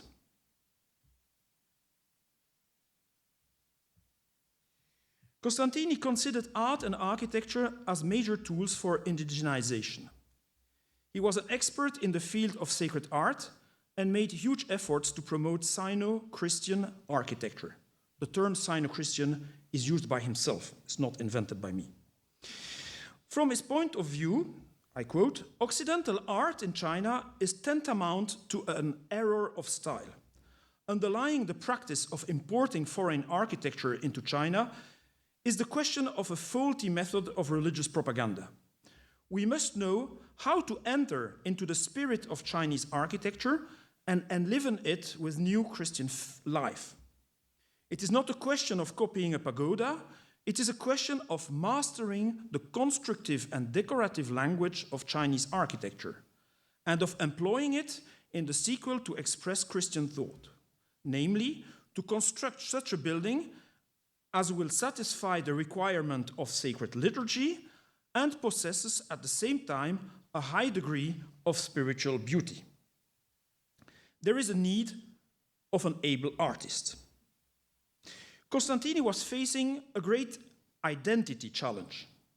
On the one hand, French missionaries who had massively used French Gothic style for their churches criticized Costantini's point of view and continued to promote Western-style architecture, as for example the Basilica of Our Lady of Sheshan at the outskirts of Shanghai. On the other hand, European and American Protestants were using Chinese style since the late 1910s, especially for university and educational buildings, but also churches like here in Shanghai. Furthermore, the government of the Chinese Republic promoted official architecture that would be national, modern, and Chinese. Sun Yat-sen Memorial in Nanjing, Sun Yat-sen Memorial Hall in Canton, and the National Library in Beijing are icons of this style that was used for prestigious administration and official buildings, which are clearly different from the late Qing architecture and have no more traditional timber structures, but modern reinforced concrete structures supporting Chinese roofs. Costantini had no choice. He had to orient church architecture in this direction and make it different from that of the Protestants. The apostolic delegate wanted a true indigenization, churches in Chinese style served by indigenous priests. He wanted to entrust the creation of Sino-Christian style to Chinese artists because he was convinced that only the natives could express the deep soul of China, while Western artists could not do better than superficial chinoiserie.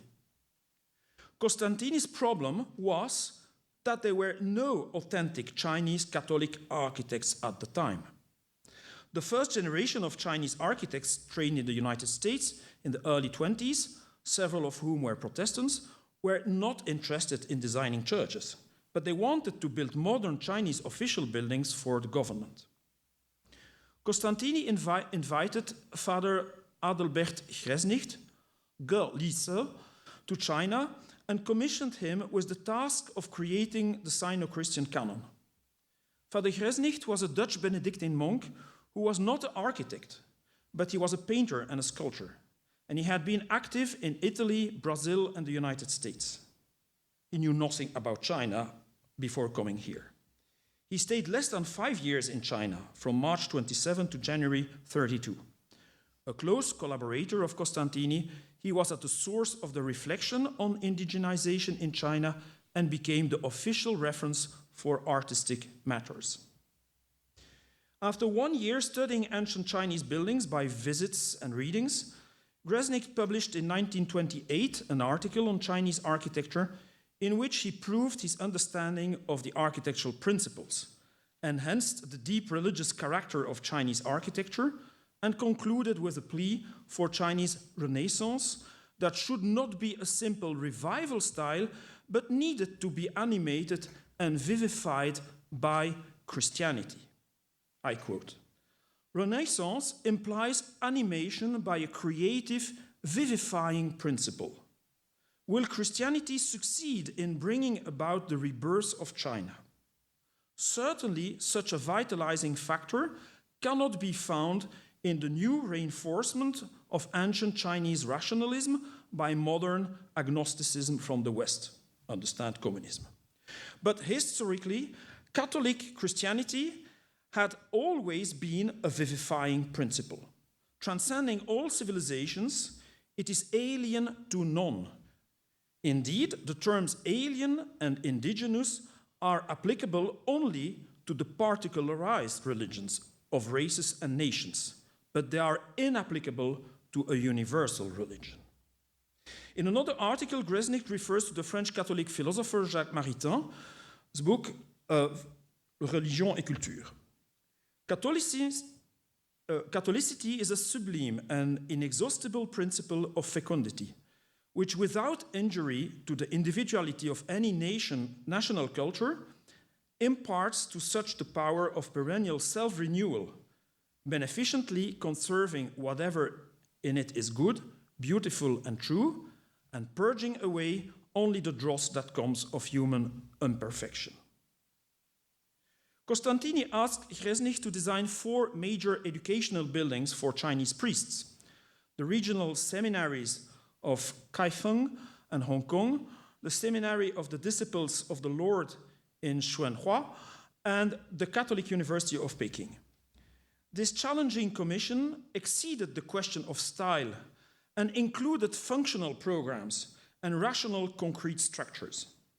Furthermore, these buildings had to be distinctive from the educational institutions built by the Protestants and the American architect Henry Murphy, who had designed several universities in Beijing and Nanjing. Gresnik's stay in China was short, but intensively creative and devoted to Costantini's great project of the Fuzhen Catholic University of Peking, that had been founded in 1925 and was staffed with American Benedictines and Chinese professors. The rational plan is a large rectangle divided in 2 equal squares by an auditorium and surrounded with 4 wings, including classrooms and dorms for 400 students. The building of the Catholic University of Peking expressed the Catholic, Chinese, and modern identity of the institution, and was totally distinctive from the university campuses of Tsinghua and Yanqing in Beijing. While the latter consisted of freestanding pavilions around courtyards, Gresnik's Fuzhen referred to city walls, drum and bell towers, which he combined with the closed inner courtyards of Western monastic cloisters, revisited by rationalist composition using reinforced concrete. Father Gresnik never built a large Sino-Christian church, despite its project of a cathedral for the Chinese Bishop of Haimen and a church in Kowloon. Because of the economical world crisis, most were interrupted from 1930. In January 1932, Gresnik left China to Rome and never made any design in Chinese style anymore. Archbishop Costantini left China in 1933 and became the secretary of the Congregation of the Propaganda of the Faith. From the late 1920s, Costantini encouraged other missionary architects to design in Sino-Christian style. The resistance of many, however, was important. Arguments against were: first, Chinese style was evoking pagan architecture. Second, the Chinese Christians did not want to attend Mass in temples and pagodas, but wanted churches that look Western. Third, Chinese style is more expensive, the roofs, etc. 4, the absolute superiority of Christian thought that had not to adapt to local taste and tradition. No compromise. You see what kind of clash. And 5th, many ornaments are referring to Chinese superstitions, like bats, for example, and are not compatible with Christian faith. Sino-Christian style developed particularly in the newly created dioceses, especially those with Chinese bishops, but these places were marginal. The Swiss Maryknoll brother Albert Staubli was active in the diocese of Jiangmen in Guangdong. His churches have no towers, Chinese roofs and reinforced concrete structures imitating traditional timber structures. The Church of Wuhao, the Cathedral of Anguo, and the Church of Dali were media-sized as models of Chinese Catholic churches in Western liturgical magazines. Their architecture and furnishings definitely turned their back to the Western models, Gothic style and missionary ideology. Some rare cases of Western modernist concrete churches without reference to Chinese style were built in China, not only in Shanghai, where modernist architects and technology were easy to find, but also in more remote places accessible by railways and river. Modernism was an international style, a new form of universalism, which would impose itself after the Second World War. The 1930s, however, were no more favorable to ambitious buildings. Increasing insecurity, political instability, the economic crisis, and the Japanese invasion completely disrupted the interior situation of China. How would Catholic church architecture have evolved in the 1940s and 50s if the political evolution had been different? Despite war and crisis, the official line of the Catholic Church remained indigenization through the Sino-Christian style. The last reflection on church architecture is a substantial French article from 1941 by the Jesuit Father Albert Guéquier, entitled "How Shall We Build Churches, Chapels, Schools, Catholic Missions, Seminaries, etc. in China?" ? All the buildings projects in his publications are in Sino-Christian style, with many references to Gresnicht's work. It was thus obvious that the architectural canon defined by Adalbert Gresnicht and Celso Costantini was planned to be the architectural language of Catholic architecture in the second half of the 20th century. Last point. The Japanese invasion, the Chinese Civil War, and the Cultural Revolutions were disastrous for religious architecture in China. A large part of the Christian-built heritage from all styles was lost. No new churches were erected during the 4 next decades. After this hiatus, Catholic and Protestant congregations were able to re-establish their faith in the public space and develop different ways to reconnect with an architectural tradition rooted in style and place. Since the 1980s, Catholics in the People's Republic of China have identified with a religion that originated abroad, survived the Cultural Revolution, and is searching for its place in the changing Chinese society. In this complex context, architecture plays an essential role in energizing congregations around projects and in affirming their existence in society. Churches are the faces of the parishes, and the facades with the high towers and crosses are the faces of the churches. This phenomenon may be compared with the triumphant Gothic churches built after the Boxer Uprising, but in a different historical context and with a significance enriched by several more layers. Postmodern churches are easy to identify stylistically, but their meaning and perception by Christians and not Christians are not easy to discern. Architectural historians have yet to analyze the design process of these buildings, which include the role of the architects and the state administration for construction, as well as debates between bishop, parish priests, congregations, and benefactors. That is a field for future research. The growth of the Chinese economy and wealth in the late 20th and early 21st centuries stimulates increasingly ambitious church construction projects by Catholic and Christian congregations. 3 main patterns of re-establishment can be recognized in new churches, but in all cases, the facade plays the more important visual and symbolic role. First, multi-story church buildings became a common architectural type for major urban churches, which benefited from high-rise regulations and land speculation. For example, the Catholic Cathedral in Harbin was built in 2003 along the city's main boulevard, surrounded by high-rise buildings. Its postmodern Gothic facade, with 2 spire towers, a rose window, lancets, and 3 portals, is in keeping with the silhouette of Gothic cathedrals such as that of Guangzhou. But behind the facade, there is a 7-story building with a complex program, including meeting rooms, the bishop's offices and residence, the diocesan administration, and premises for retreats, while the large worship hall occupies part of the 3 upper levels. A second pattern are megachurches in rural contexts, which contribute to the re-establishment of the face of congregations.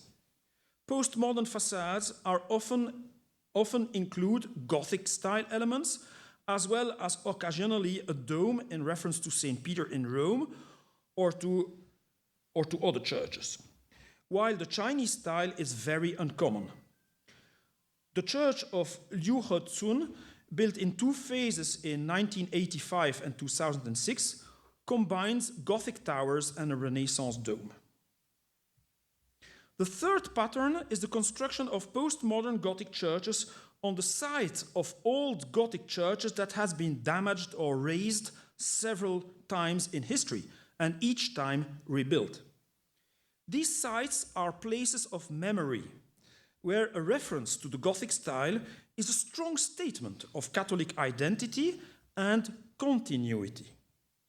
Such places of memory with large postmodern Gothic churches include the second Marian shrine of Donglu, the second cathedral of Xianxian, and the third cathedral of Xiwanze, as well as many secondary sites. Chinese congregations, in their specific context and divisions, have cautiously reconnected with the world.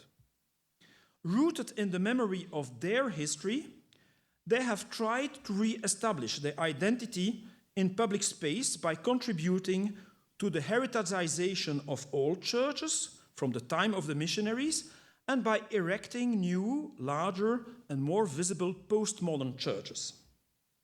This architectural interaction between past, present, and future gives the Gothic churches of China, in their diversity and evolution, a unique meaning.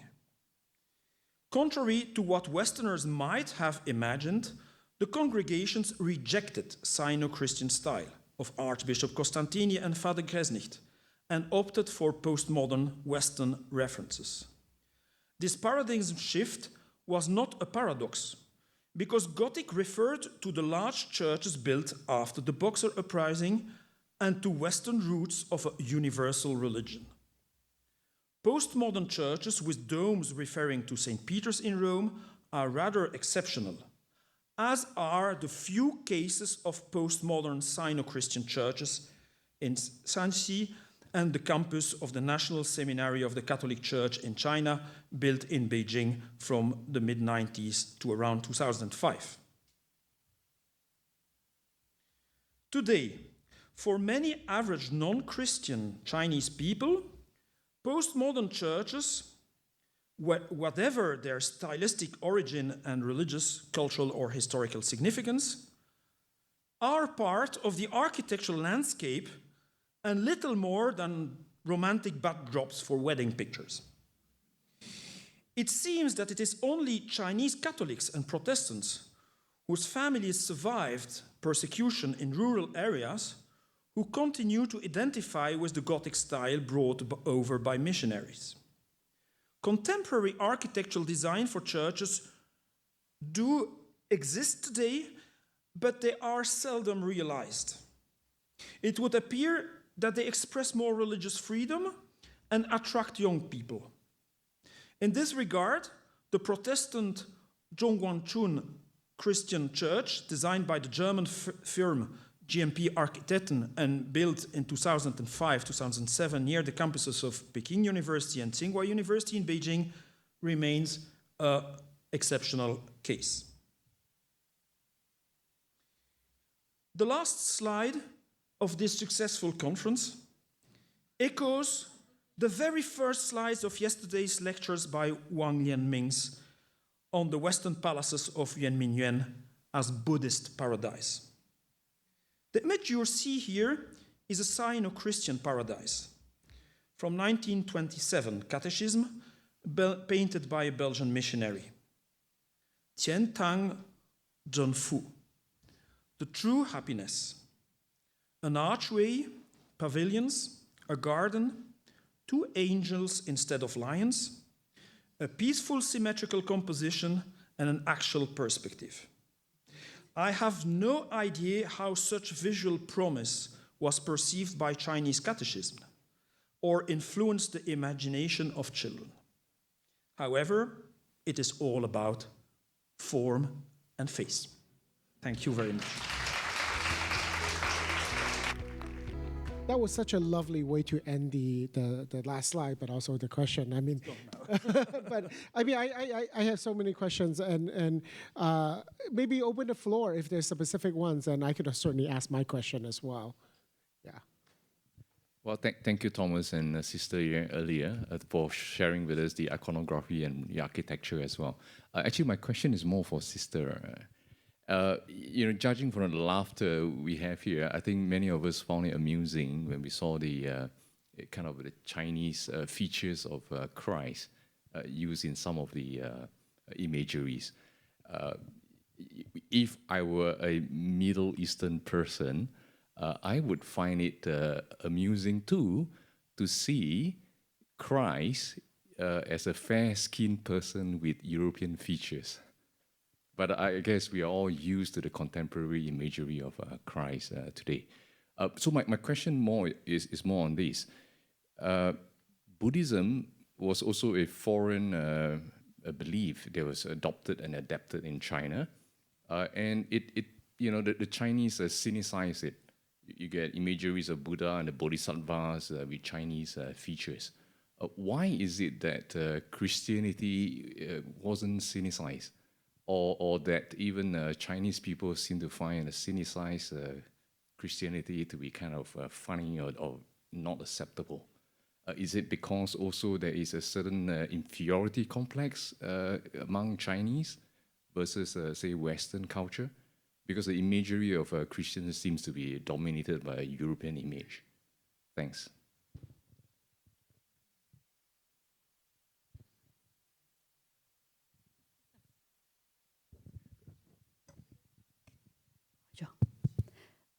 I think the Buddhism arrived from India to China is around 2,000 years ago. So the adaptation is slowly, little by little, is become Chinese appearance. But the Catholic Church, the Christianity, is short. If we say from 1583, start from Matteo Ricci, is around 400 years ago. And then it was a period of the Qing dynasty, and there were persecution also. So maybe the time is short. So there are many changes during these 400 years, and it may be because the faithful want to be recognized strong that it is the Catholic Church. The adaptation is more difficult in only 400 years, unlike the Buddhism. And the Taoism, from China, that is local. I think it is the difference. Is it okay?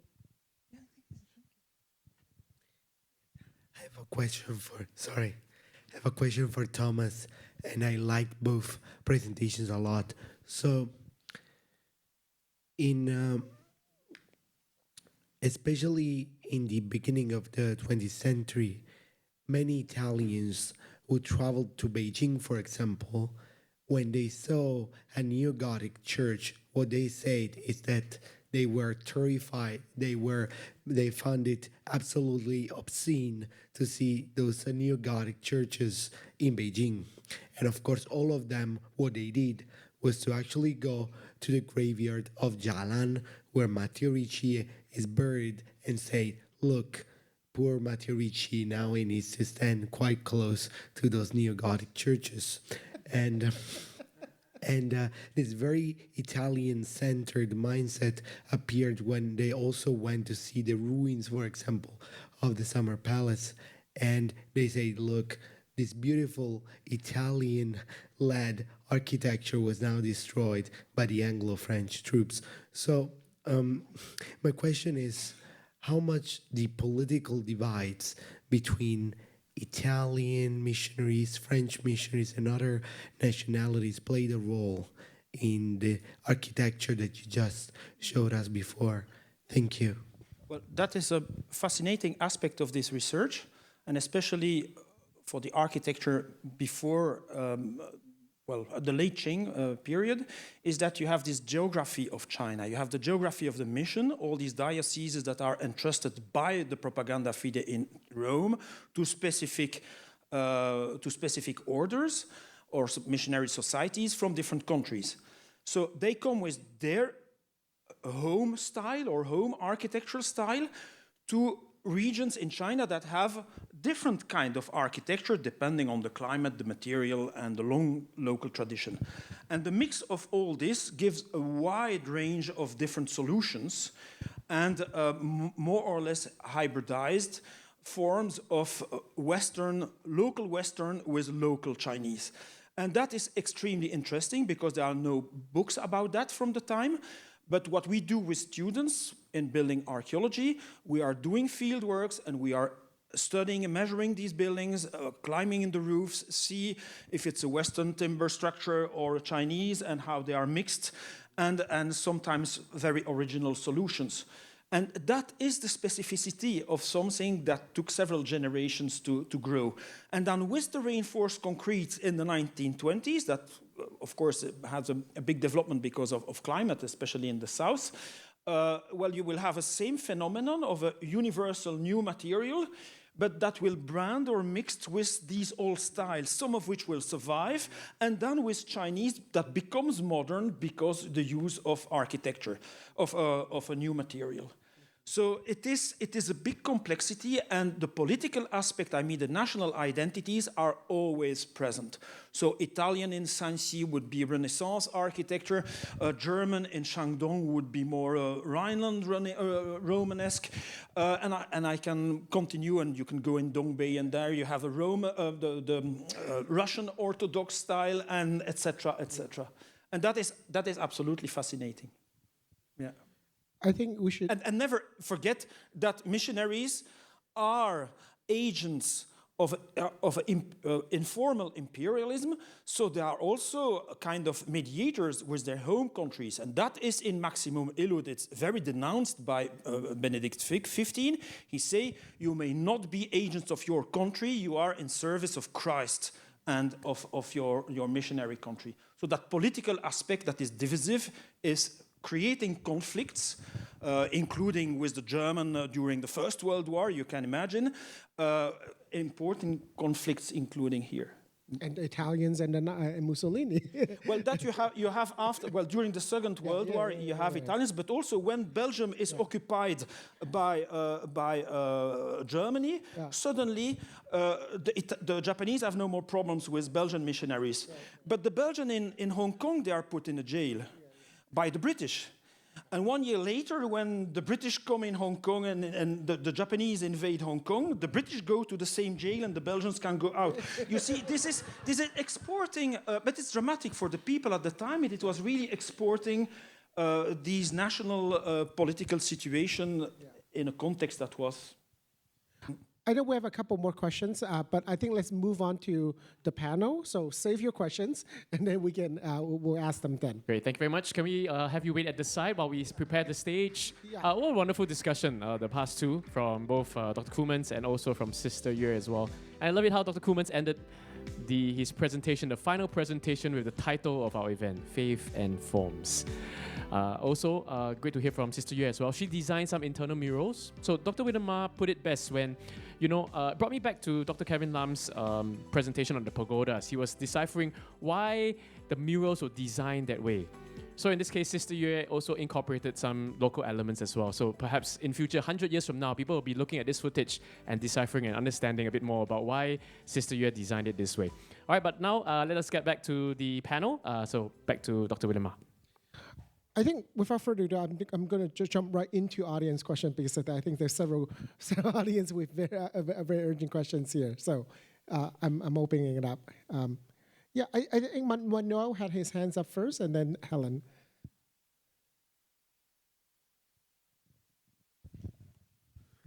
Thank you very much. My question is for Professor Koemans. Thank you for your incredible and wonderful presentation. I am curious about terminology. When, for example, you are quoting Celso Costantini papers or books, you mentioned he used the terms Gothic or Roman, but you put Romanesque. I am curious about the Romanesque term because when reading the art catalogs, for example, the Peyton or Toussaint, sometimes they use Gothic in general for medieval-inspired works, while when using Roman, they refer to more or less classical forms inspired by Renaissance, Baroque, and sometimes they use also in Italian style, as Antonio mentioned. So is it, in your opinion, and Press's interest on Romanesque? It depends on the context, okay. To keep it short, because that is a very technical question. Okay. But Costantini is Italian. I have letters from a Belgian missionary who is the big designer of Gothic style in China, and he writes the Delegate Apostolics hate Gothic. He's Italian. He just like Lateran style and these kind of things. So it is. You have also that feeling of these different geography of styles and architecture in Europe, and so Romanesque. When I add Romanesque, it is when, from the context, I think he's qualifying the two medieval styles. But for the rest, Roman, what is Roman? Is it Baroque? Is it Renaissance? Is it the antique Roman? It is ambiguous. He's not using Baroque. Yeah. I totally agree. But the many people, they mix Roman and Romanesque. Yeah, and it's quite interesting when texts by Costantini were translated, for example, into English, because originally he wrote in Italian or in French, but when translating them into English in the States, they usually choose the most appropriate word for the audience there. For example, when translating, he is criticizing Gothic or European Gothic. I found one reference in which they omitted Gothic because in the United States they loved Neo-Gothic, of course, and they just put European style. But thank you very much. Okay, so I'll stay with I'll stay with a question about the styles. So we went from Neo-Gothic, and then there was a big jump into the sorts of modernism which came with the new material, with concrete and so on. I was wondering if any of the styles which were popular in Europe in between translated into Chinese Christian architecture, Art Nouveau or Secession, or some of those, because it looks like there's a gap, maybe historical, First World War and so on, but just at the time when the missionary activity was the most, actually the styles in between somehow are missing. Yeah, but history of architecture, fortunately, is not only a history of styles. And the missionaries, they had their references, which was religious architecture. So you have Art Nouveau in China, but it's not religious architecture. For example, it's the style used by the Russians to develop the Eastern Chinese railway. If you go to Harbin, etc., you have Art Nouveau, but that's Russian related with, so not churches, they are Russian churches, of course, the Russian Orthodox churches. But you find Art Nouveau in Tushanwan production, in drawings, design, frames, but not in architecture. I mean, I also argue that there's certain arts and craft ideals behind some of the craftsmanships as well. So they might be manifested in different ways. Any other questions?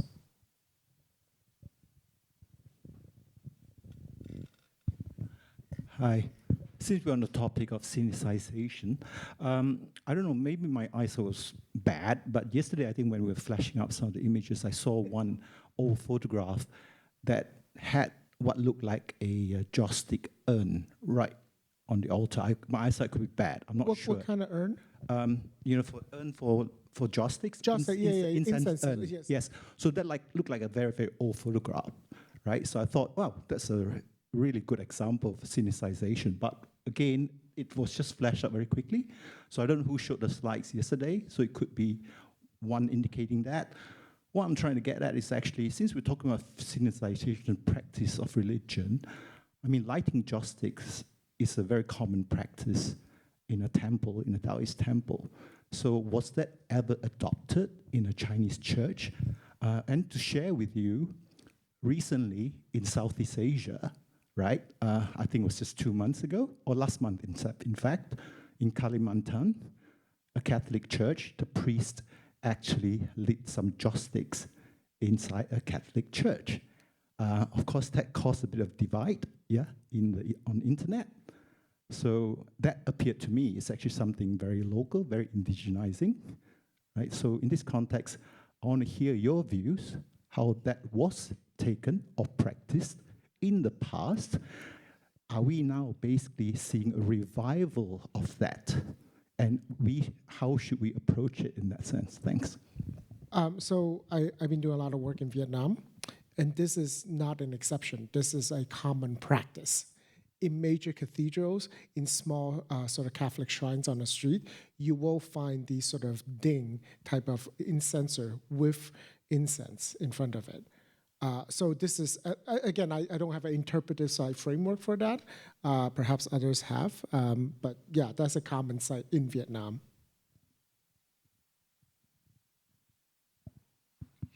You find it also in the Philippines, in China. It's a picture where you saw, I had one picture, it was a Protestant, and if you look carefully, you had some very tiny incense burner that you can put as chopsticks. But as an anthropologist, what I will insist is that holding something like this was a gesture not only in temples, but it was diffused within the Chinese society during imperial time, when you will hold your tablet in front of the emperor, or you have at home you will also have those incense burners. So it was not just inside temples, but today that has deeply evolved. These practices. So I wouldn't say that those kind of objects are enough to capture Chineseness and say, okay, therefore we need those inside churches to express that they are synesthized. Because indeed, it is evolving, and it's not, you don't find it in other social circles today. I mean, to follow up, I mean, I guess one way to think about it is what is the meaning behind that, or how do they interpret this, right?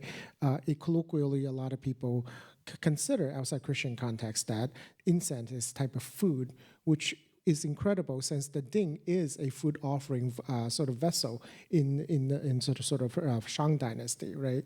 The way to communicate with the ancestor, and that continues to today. But in a Catholic or Christian context, or do they have the same meaning? Is it something like the sort of page of commendation of simply respecting the ancestor, or is it feeding the spirit? But as he explained well, you have 2 Catholic orders and 5 different opinions. And there is a Dutch saying about Protestants. They say you need 2 people to create a new church and 3 to have a schism. That's bottom up. Any other? Yeah. Thank you so much for your presentations. I will just recall a few years ago I went to Wenzhou, and as you know, Wenzhou is called the Jerusalem of China. And with my own eyes, I've seen, wow, the tremendous number of churches there. I was there at the point where the government was taking down the crosses from the church. And so I literally saw them hack down the cross. And then I realized how much I want to say Western, I'm sorry for overgeneralizing, but that very Western representation of the church with the cross can present a political problem. And I was with some leaders of house churches, and they kind of expressed to me, they say, why must Christian build a Western-style church? I mean, why can't we just like rent a building and worship there? And so I'm just wondering, like, to the present-day Chinese, what significance would like that Baroque style or Gothic style church building have towards them? Because especially if the house churches, their history does not trace back to that, would those buildings still be sort of significance to the present day Chinese Christian? Yes. But I think briefly there is a fundamental difference between Christian churches and Catholic churches. Catholic churches are consecrated spaces. They are the house of God. You have a real presence, considered as such, in the tabernacle. And so you cannot use that space for anything else than rituals and liturgy.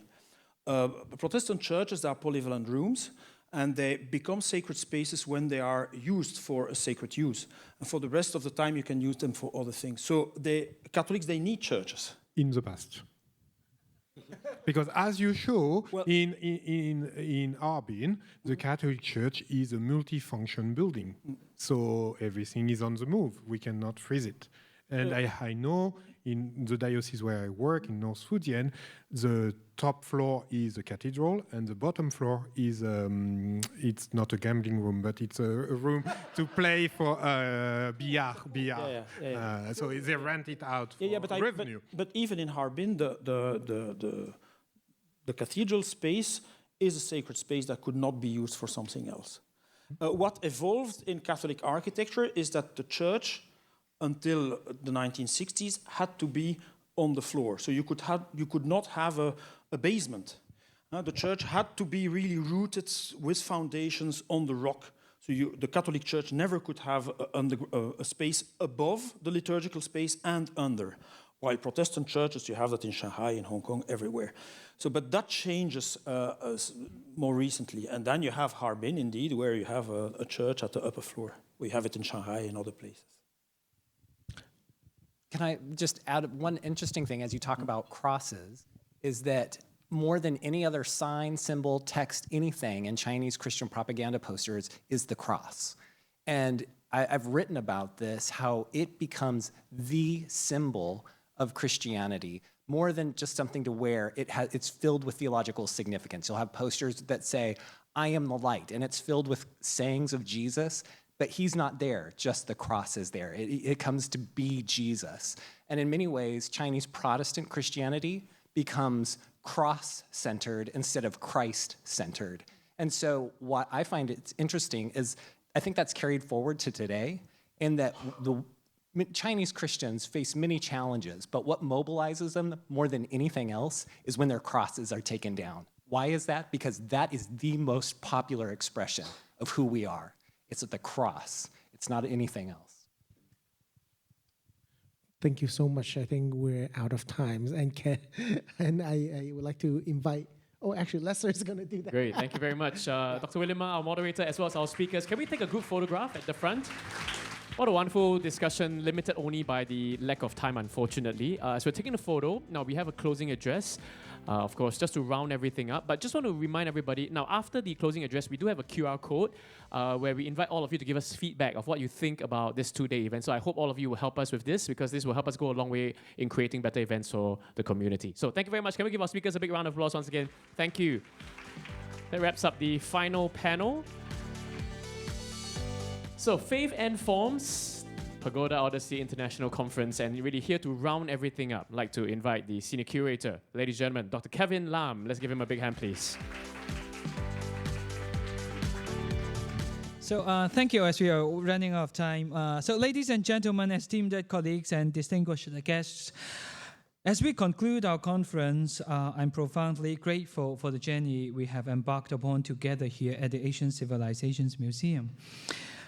So this conference, so rich in scholarly exchange and cultural insight, for your information, it began as once upon a time a simple idea in a very casual conversation. Clement is not here, okay, so I can say whatever I want. So with a very casual conversation with him, at that time I joined, I think, the Asian Civilisations Museum only for like half a year or so. And then we were talking about how we should do the exhibition mainly. And then we were still at that time talking about the logistics, how to ship all these things from the US to Singapore. But then we came up with the idea that we need a conference. And originally, we at the end in this conference, we have a particular panel about Tu Shan. Originally, the idea was to have the whole thing about Tu Shan, but at the end, we want to invite more people in. We want to talk about more things, and I hope that in these 2-day events, our diverse group of panelists, we have talked about many things about Christianity on Chinese culture. We explore things from paintings to photographs, from textiles to cloisonné, to porcelain, to architectural forms, both original and replicated, the latter, which I hope I can have another 10 minutes to talk more, to continue my argument. But as time is running short, I would like to extend my heartfelt thanks to all the panelists, attendees, our dedicated staff, and sponsor, not just for the conference, but also the sponsors of our exhibition, especially the Guan Yin Tang Hochu Temple. I would like to thank in particular the team organizing this conference, which was an endeavor that required meticulous coordination with scholars, researchers from all over the world. And also including some of the distinguished guests also from Singapore. I hope that this connection that we made and the knowledge that we share today will continue to inspire dialogue and collaboration. And I hope that the insights from our 2-day discussion continue to enrich your scholarly and creative endeavors. And thank you very much. Thank you. Thank you. Dr. Kevin Lam, ladies and gentlemen, thank you very much.